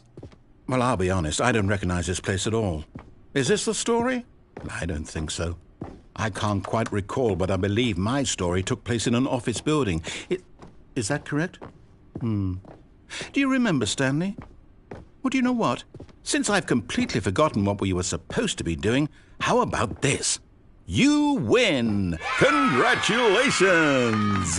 I know you put in a lot of hard work, and it really paid off, so good job. Oh, no, I don't feel right about this at all. We both know you didn't put in any actual work for that win. Some people win fair and square, and this was not one of those situations. Okay, I'm getting weirded out by whatever this place is. I don't care what might happen this time. I have to restart. All right, I've got a solution. This time, to make sure we don't get lost, I've employed the help of the Stanley Parable Adventure Line. Just follow the line. How simple is that?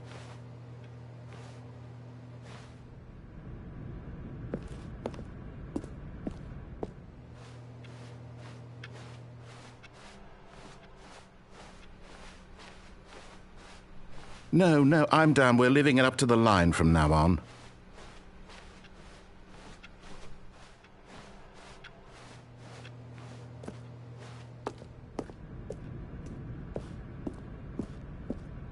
You see? The line knows where the story is. It's over in this direction. Onward, Stanley, to destiny. Though, here's a thought.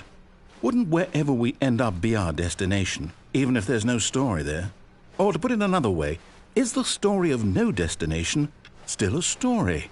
Simply by the act of moving forward, are we implying a journey such that a destination is inevitably conjured into being via the very manifestation of the nature of life itself? Okay, Stanley, I need to follow this train of thought for a minute. Just stick with me. Now, we can both agree that the nature of existence is in fact a byproduct of one's subjective experience of that existence, right? Okay, now if my experience of your existence rests inside of your subjective experience of this office, is this office, in fact, the skeleton of my own relative experiential mental subjective construct? Whoa. Hang on. That got a bit weird back there. Well, I'd like to apologize. Not sure where I was going with all that. You know what? I think what we need right now is a bit of music to lighten the mood.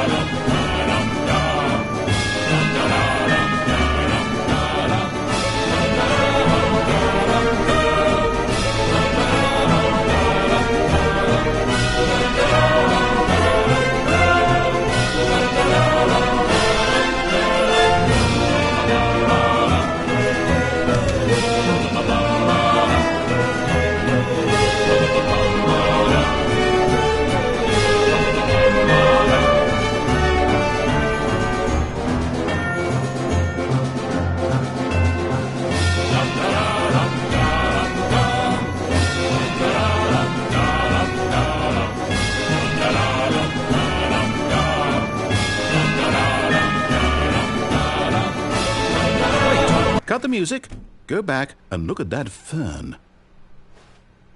Stanley, this fern will be very important later in the story. Make sure you study it closely and remember it carefully. You won't want to miss anything.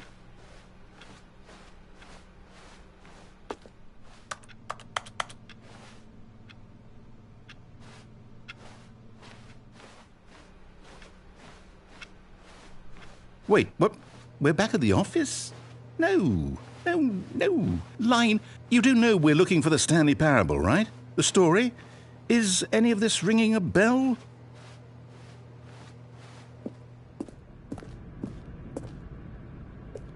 Oh, no, not again, Line. How could you have done this to us? And after we trusted you, after everything we've been through, you... Oh, I can't take this anymore. To hell with it. Restart.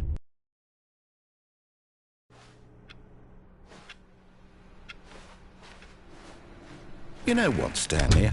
I say forget the adventure line. What's it ever done for us? We're intelligent people, right?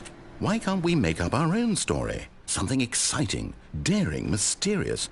Ooh, this all sounds perfectly doable. Why don't we simply start wandering in, well, I don't know. How about this direction? Now, yes, this is exciting. Just me and Stanley forging a new path, a new story. Well, it could be anything. What do you want our story to be? Go wild. Use your imagination. Whatever it might be, Stanley, I'm ready for it.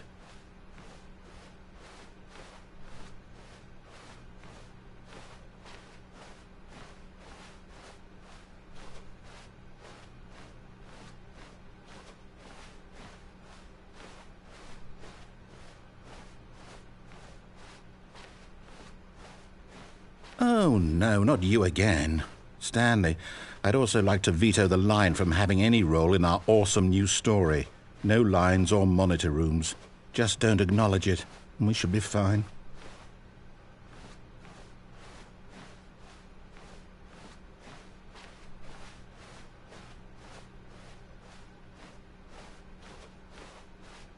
Ah, a choice. We get to make a decision. From here, the story is in our control. How important we mustn't squander the opportunity. In fact, I believe I need a minute to think here. Just walk in circles for a minute. Okay, So I know that each door has to lead somewhere, which means that somewhere at the place where we're trying to go, there must be a reverse door that leads here. And that in turn means that our destination corresponds with the counter-inverted reverse door's origin. So starting from the right, let us ask, will taking the right door lead us to where we're going? And since the answer is clearly yes, then by all accounts, the door on the right is the correct one. Another victory for logic. Come, Stanley, our destiny awaits.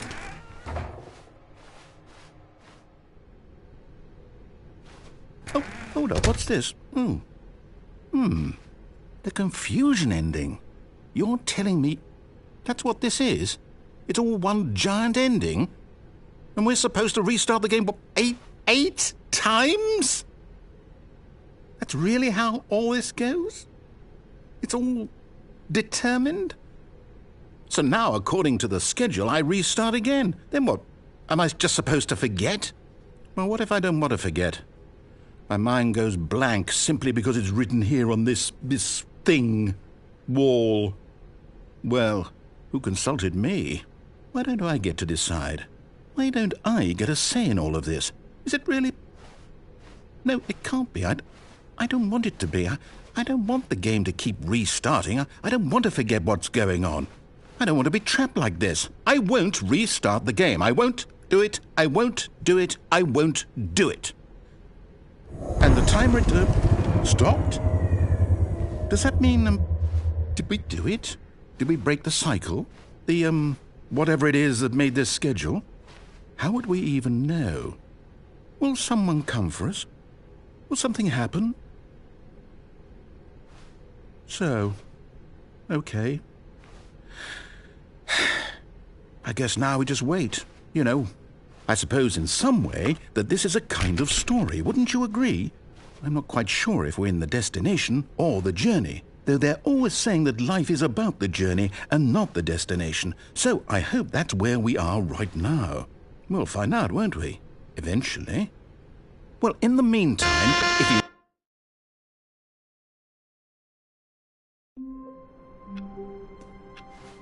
All of his co-workers were gone.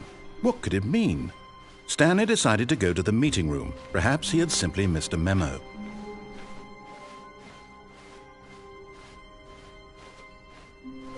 When Stanley came to a set of 2 open doors, he entered the door on his left.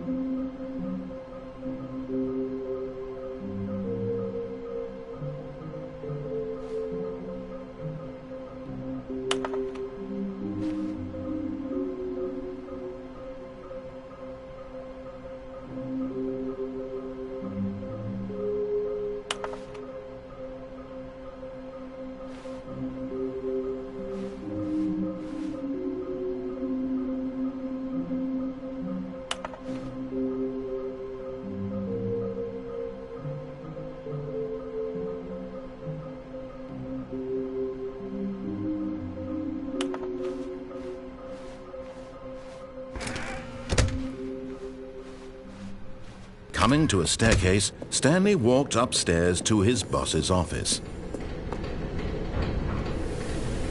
You're getting close now, Stanley. You've nearly gotten all of the Figler Anlarines. Very soon, you'll collect the last one, and then the first number will equal the second number, and that will be it.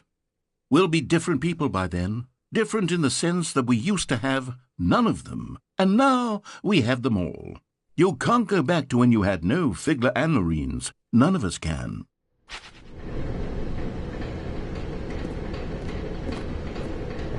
But Stanley just couldn't do it. He considered the possibility of facing his boss. Admitting he had left his post during work hours, he might be fired for that. And in such a competitive economy, why had he taken that risk? All because he believed everyone had vanished? His boss would think he was crazy. And then something occurred to Stanley. Maybe, he thought to himself, maybe I am crazy. All of my co-workers blinking mysteriously out of existence in a single moment for no reason at all. None of it made any logical sense. And as Stanley pondered this, he began to make other strange observations. For example, why couldn't he see his feet when he looked down? Why did doors close automatically behind him wherever he went? And for that matter, these rooms were starting to look pretty familiar. Were they simply repeating? No, Stanley said to himself, this is all too strange. This can't be real. And at last, he came to the conclusion that had been on the tip of his tongue. He just hadn't found the words for it. "I'm dreaming!" he yelled. "This is all a dream." Oh, what a relief Stanley felt to have finally found an answer, an explanation. His co-workers weren't actually gone. He wasn't going to lose his job. He wasn't crazy after all. And he thought to himself, I suppose I'll wake up soon. I'll have to go back to my boring real-life job pushing buttons. I may as well enjoy this while I'm still lucid. So he imagined himself flying and began to gently float above the ground. Then he imagined himself soaring through space on a magical starfield, and it too appeared. It was so much fun, and Stanley marveled that he had still not woken up. How was he remaining so lucid? And then perhaps the strangest question of them all entered Stanley's head. One he was amazed he hadn't asked himself sooner. Why is there a voice in my head dictating everything that I'm doing and thinking? Now the voice was describing itself being considered by Stanley, who found it particularly strange. I'm dreaming about a voice describing me, thinking about how it's describing my thoughts, he thought.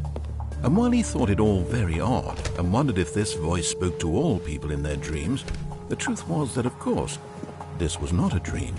How could it be? Was Stanley simply deceiving himself, believing that if he's asleep, he doesn't have to take responsibility for himself? Stanley is as awake right now as he's ever been in his life. Now, hearing the voice speak these words was quite a shock to Stanley. After all, he knew for certain, beyond a doubt, that this was in fact a dream. Did the voice not see him float and make the magical stars just a moment ago? How else would the voice explain all that? This voice was a part of himself too. Surely, if he could just... He would prove it. He would prove that he was in control, that this was a dream. So he closed his eyes gently, and he invited himself to wake up. He felt the cool weight of the blanket on his skin, the press of the mattress on his back, the fresh air of a world outside this one. Let me wake up, he thought to himself. I'm through with this dream. I wish it to be over. Let me go back to my job. Let me continue pushing the buttons. Please, it's all I want. I want my apartment, and my wife, and my job. All I want is my life exactly the way it's always been. My life is normal. I am normal. Everything will be fine. I am okay.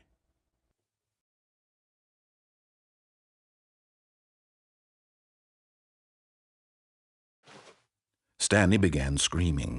Please, someone, wake me up. My name is Stanley. I have a boss. I have an office. I am real. Please, just someone tell me I am real. I must be real. I must be. Can anyone hear my voice? Who am I? Who am I? And everything went black.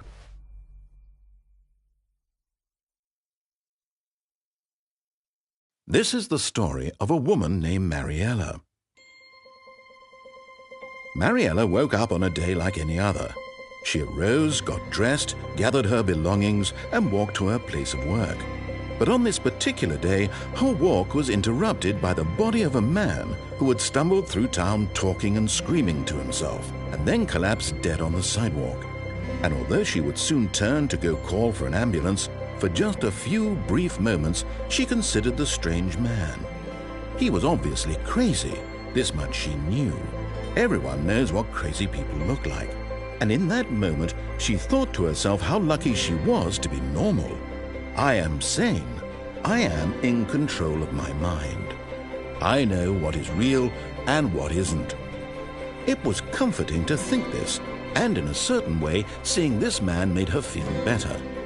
But then she remembered the meeting she had scheduled for that day, the very important people whose impressions of her would affect her career, and by extension, the rest of her life. She had no time for this, so it was only a moment that she stood there, staring down at the body. And then she turned and ran.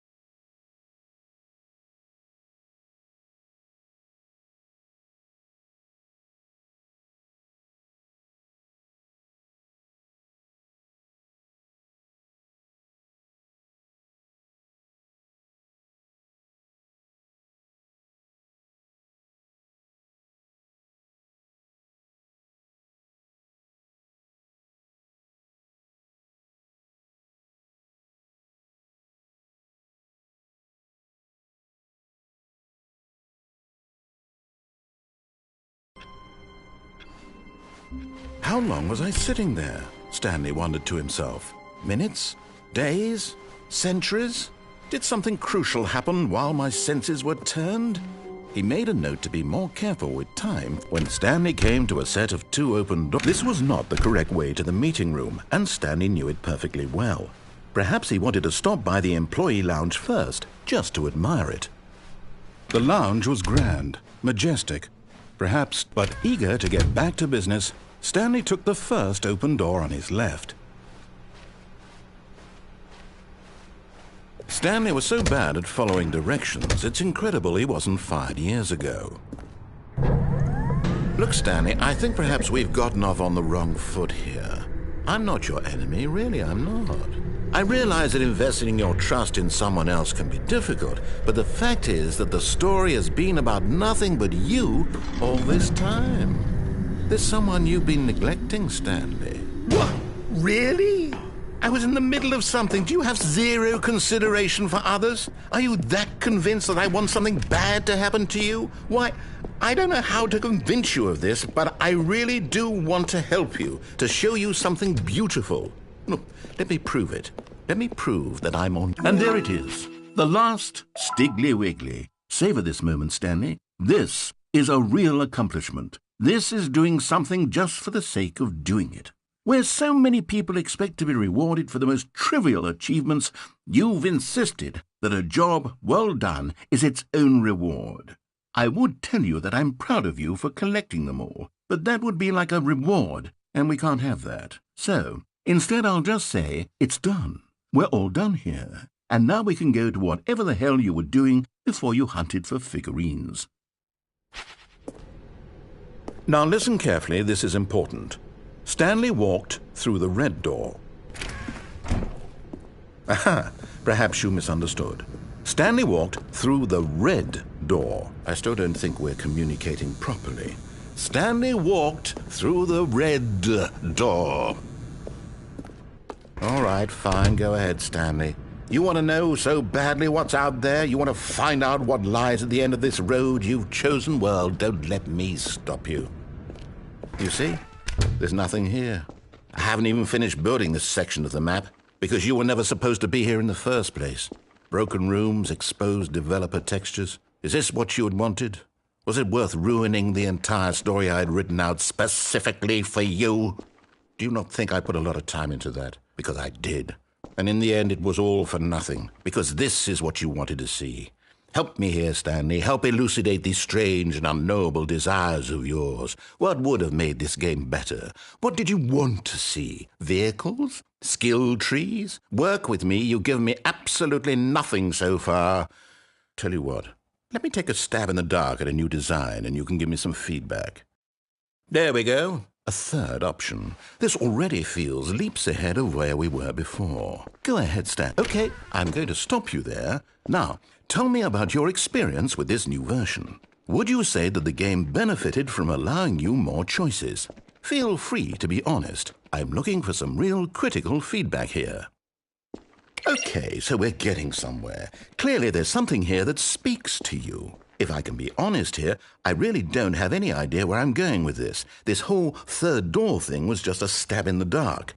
But I guess you're into it, so let's keep this party train rolling. Here, based on the data from your previous playthrough, I've compiled a new version. And to be perfectly candid, I think I've knocked it out of the park with this one. Let's take a look.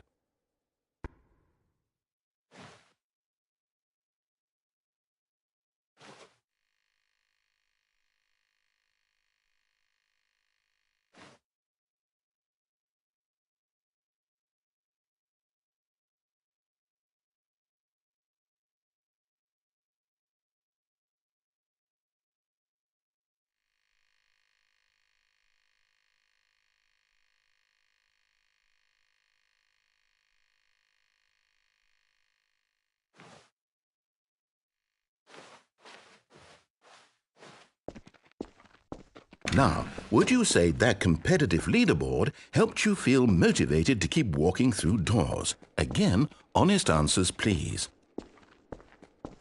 Hey, I nearly forgot. I've got a prototype of a new game I've been working on, and now would be a lovely opportunity to give it some playtesting. You wouldn't mind taking a look at it, would you? Perfect. Let me boot it up. In this game, the baby crawls left towards danger. You click the button to move him back to the right, and if he reaches the fire, you fail. It's a very meaningful game, all about the desperation and tedium of endlessly confronting the demands of family life. I think the art world will really take notice. But of course, the message of the game only becomes clear once you've been playing it for about 4 hours. So why don't you give it 4 hours of play to make sure it's effective? Be sure to keep notes on your experience.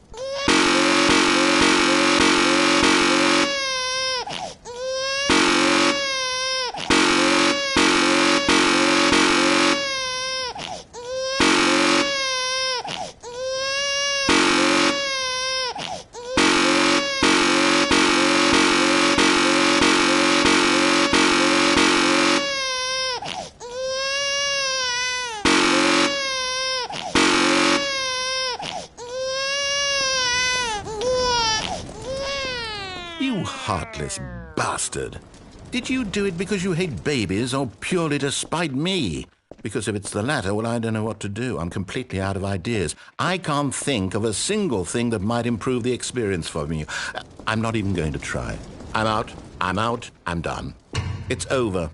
Thank you for playing. Your input was extremely valuable. Oh, hey, since my game was so awful, why don't we play someone else's game, just to ease the pain? Let's see. What do we have here? Yes, this seems like it'll work. Let's give it a shot.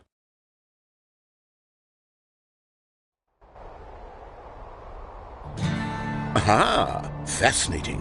What do you think this game is about, Stanley? What's our backstory? What is our motivation? Well, it seems obvious to me that you are meant to play as a creepy man spying on innocent civilians below you from up high in your creep tower, perhaps for some sort of twisted erotic purpose. Yes, that must be it. What a fascinating venture into the experience of total mental depravity. So far, I love everything about this game, Stanley, and it seems there's even more. Come, let's venture outward and see what else is out there.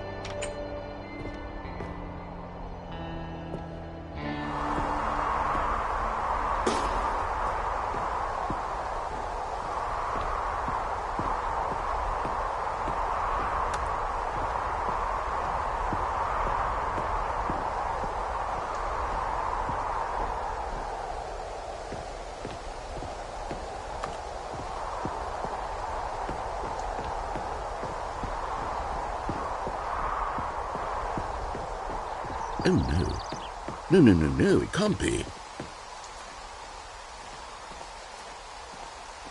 It is.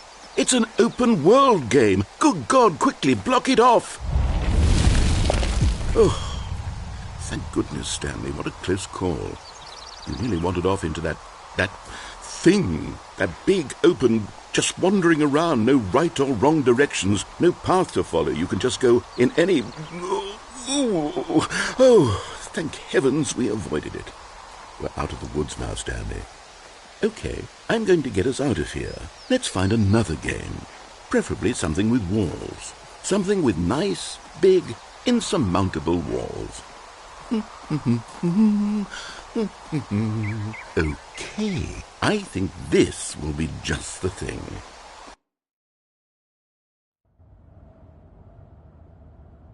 Wonderful. See, this is exactly what I had in mind. Just a nice big box for you to run around in. There isn't any possibility that you could get lost here. Now this is game design. Stanley, if you manage to get lost in this game, I will be phenomenally impressed. Okay, so what exactly do we do here? Let's see. There are lots of cars here in the back, but obviously there's no racetrack. Okay, I'm seeing that there's a ball of some kind back here. Is this game sports ball? Stanley, I think it's sports ball. Oh, what fun. We shall run the bases and do a touchdown together? Yes, I think surely we must. Okay, Stanley, here's the ball. Have fun.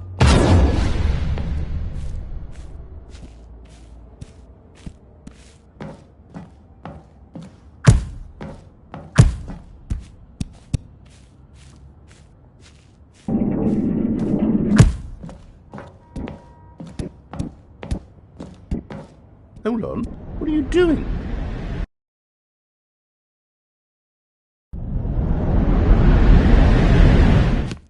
Stanley, don't do that. I can't follow you there. I can't help you. How will you write a story without me? You can't do it. You know that. Stanley, come back.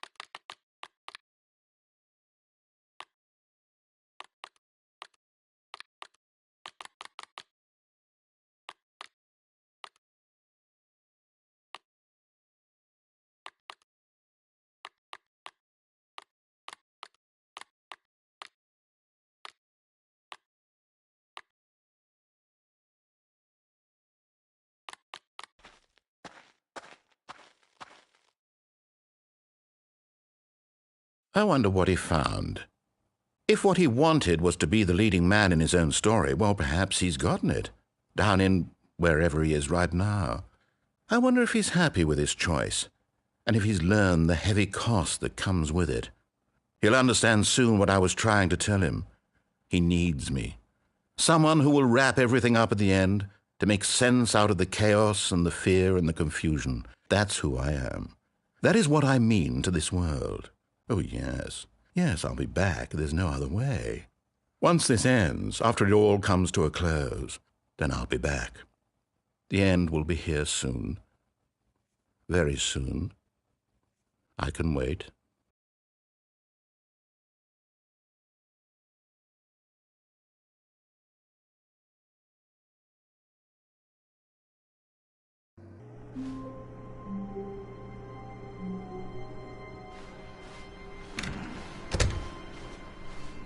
Stanley, I'm sorry, but I have to put a pause on things. It's those figurines, those figglers. I haven't stopped thinking about them since you nabbed every last one. Wasn't it just the most intrinsically fulfilling moment of your entire life? Didn't it fill you to the brim with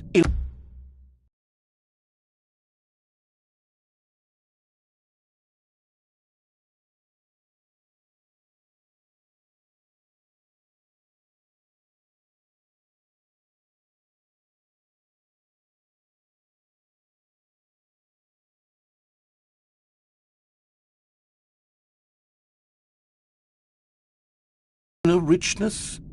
Yes, I know we're supposed to be telling a story, but won't you please indulge me with one more trip back to the memory zone? I would love nothing more than to revisit the figurines. Just one more time.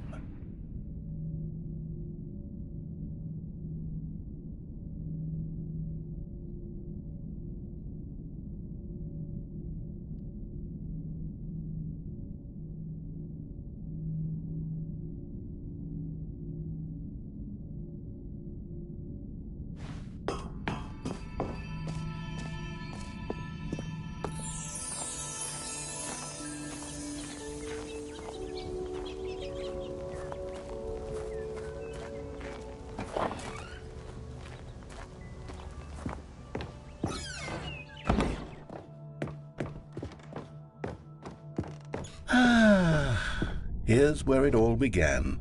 The first collectible. Back then, we had no idea of how many of them we'd find. Sure, it said 6 right there on the screen, but how could we know for certain? We were so innocent. We'll never be like that again, Stanley.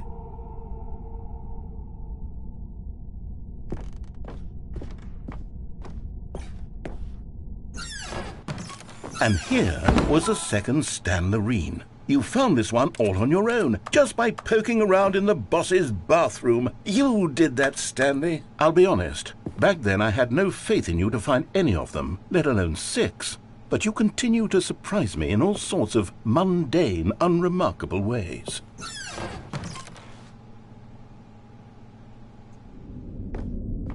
Okay, let's do a little quiz. Which of these rooms was the room you found your third mini Stan? Can you remember?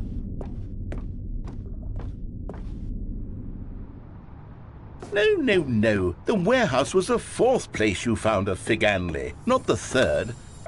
Well, I guess perhaps I shouldn't be surprised. Memories like these are so precious and so cherished that they all just sort of blend together, don't they? You know what? If the warehouse feels like the 3rd place you found a collectible, then who am I to go making judgments?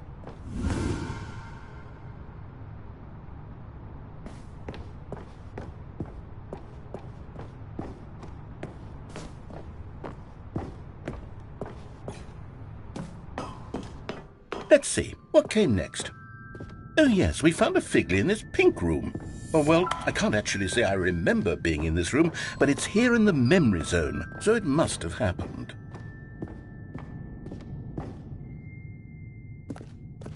This was the 5th mini Stan, and this one was really something special. It was under the stairs. I remember it so clearly. In fact, because this one is particularly special to me, I made a little video to commemorate the occasion. Enjoy.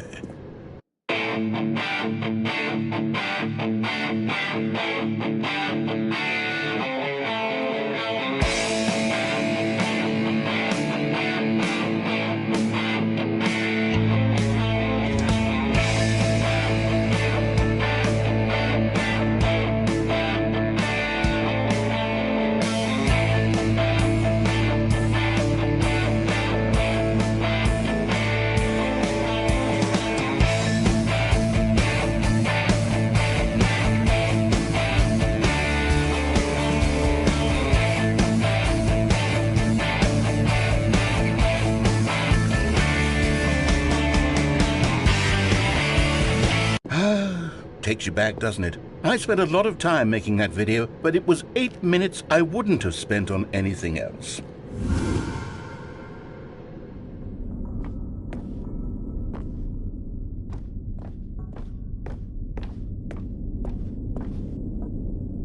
And then, Stanley, then we came to the last collectible, the final figurine, right here by the red and blue doors. This memory is the most distinct and clear in my mind, perhaps because it was the one that happened more recently than all the others. Who can truly say how the mind works? All I know is that this is the moment where you picked up a Figley and I thought to myself, yes, that's all of them. They're all collected. It was a moment unlike any other, except for the other moments picking up figurines, which it was exactly like.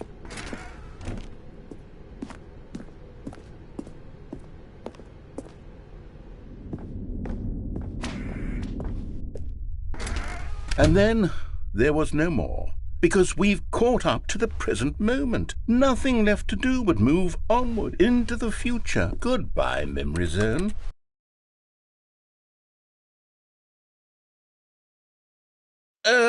No, I'm not done. I'm not ready to move on. Stop the loading screen. Isn't there some way we can stay here, keep enjoying these figurines? Let's just go backwards. We'll do the memory zone again from the opposite direction. See how that feels.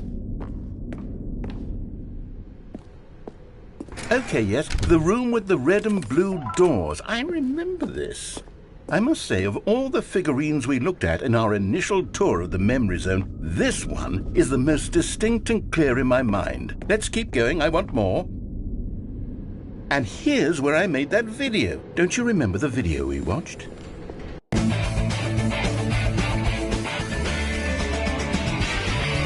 Yes, I love that video.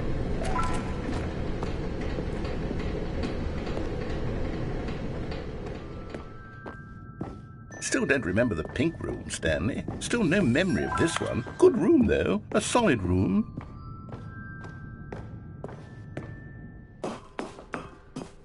these really were a treat to hunt down. You know, if there had been any kind of reward for finding all of these, it really would have neutered the intrinsic joy of collecting them. I'm very glad we resisted the temptation.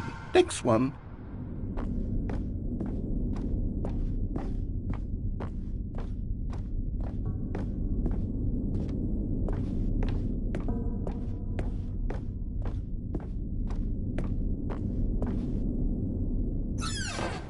This was our second Figley. Don't you remember? Yes, I remember it too. The past is truly a wonderful thing. Why does anyone ever choose to leave it?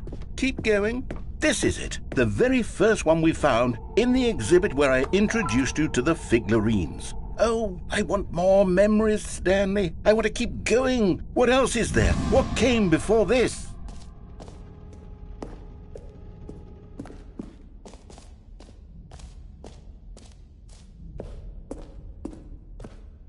Look, it's the terrible new content that we were originally sold on. I remember hating it back then, but time does put a rosy filter on everything. In fact, I dare say I'm actually quite fond. Oh, yes, the two doors. Who could have forgotten that? A classic memory, this one.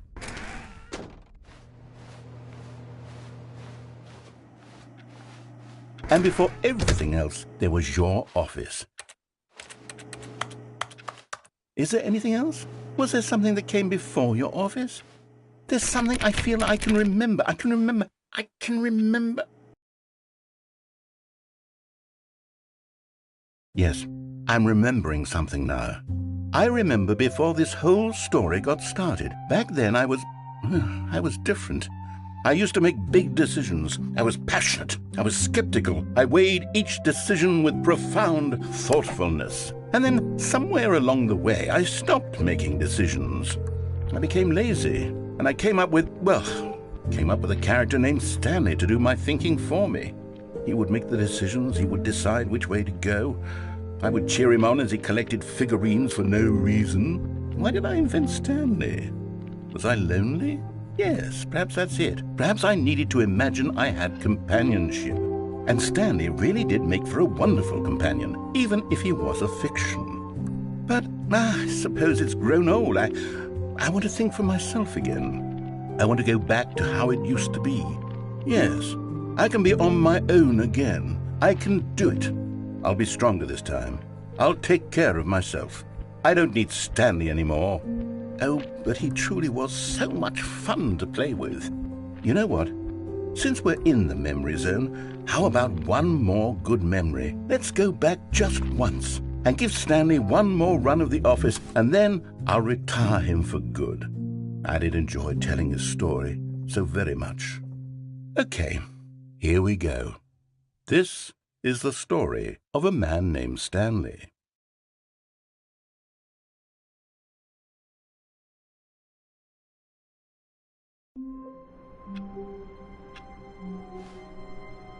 All of his co-workers were gone. What could it mean?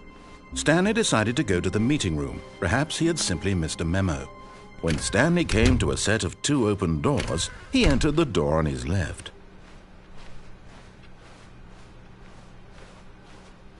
Yet there was not a single person here either. Feeling a wave of disbelief, Stanley decided to go up to his boss's office, hoping he might find an answer there. Coming to a staircase, Stanley walked upstairs to his boss's office.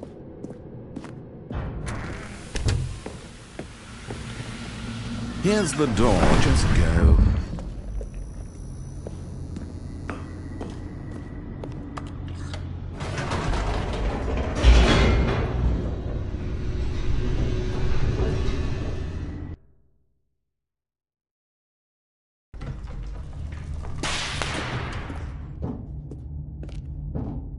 Stanley walked straight ahead through the large door that read Mind Control Facility.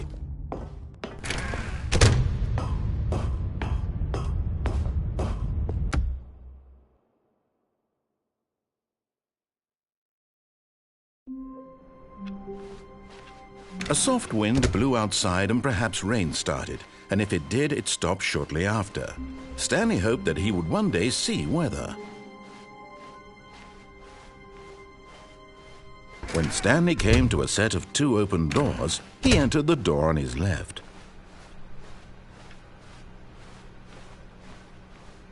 Yet there was not a single person here either. Feeling a wave of disbelief, Stanley decided to go up to his Coming to a staircase, Stanley walked upstairs to his boss's office.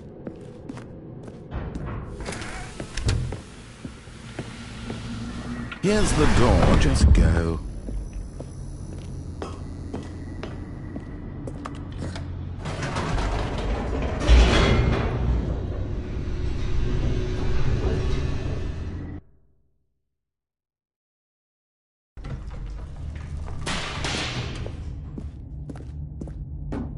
Stanley walked straight ahead through the large door that read Mind Control Facility.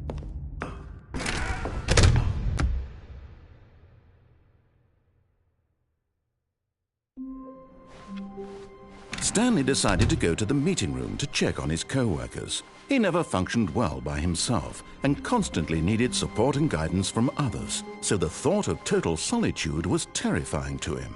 When Stanley came to a set of 2 open doors, he entered the door on his left. Yet there was not a single person here either. Feeling a wave of disbelief, Stanley decided to go up to his boss. Coming to a staircase, Stanley walked upstairs to his boss's office.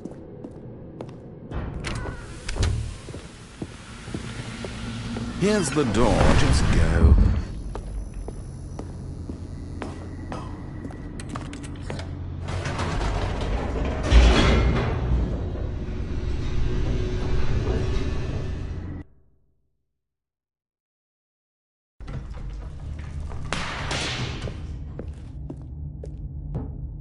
Stanley walked straight ahead through the large door that read Mind Control Facility.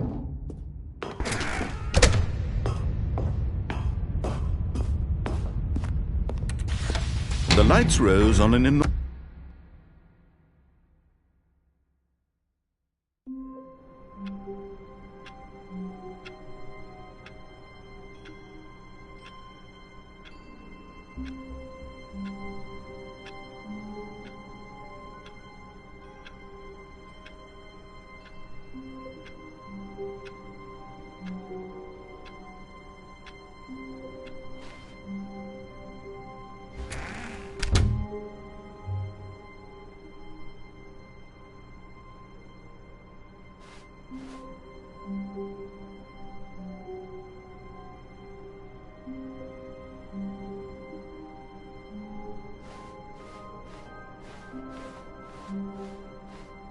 When Stanley came to a set of 2 open doors, he entered the door on his left. Yet there was not a single person here either. Feeling a wave of disbelief, Stanley decided to go up to his boss's office, hoping he might find an answer there. Coming to a staircase, Stanley walked upstairs to his boss's office.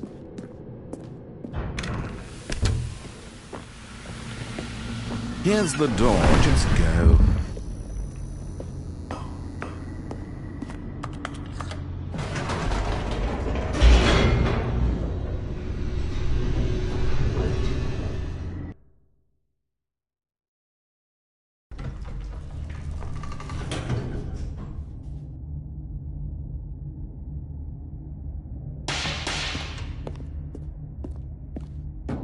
Stanley walked straight ahead through the large door that read Mind Control Facility.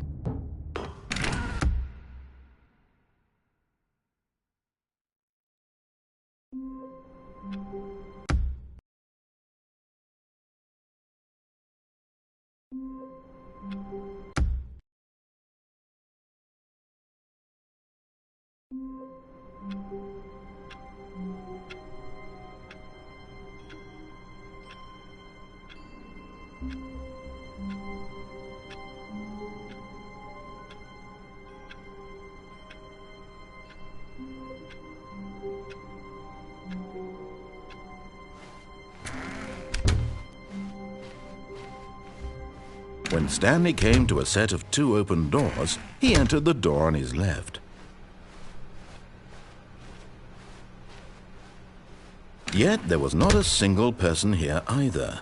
Feeling a wave of disbelief, Stanley decided to go up to his boss. Coming to a staircase, Stanley walked upstairs to his boss's office.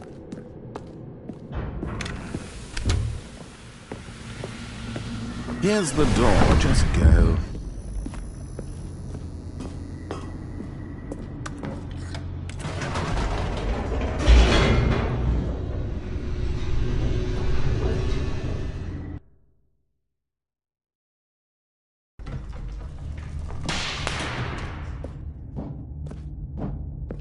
Stanley walked straight ahead through the large door that read Mind Control Facility.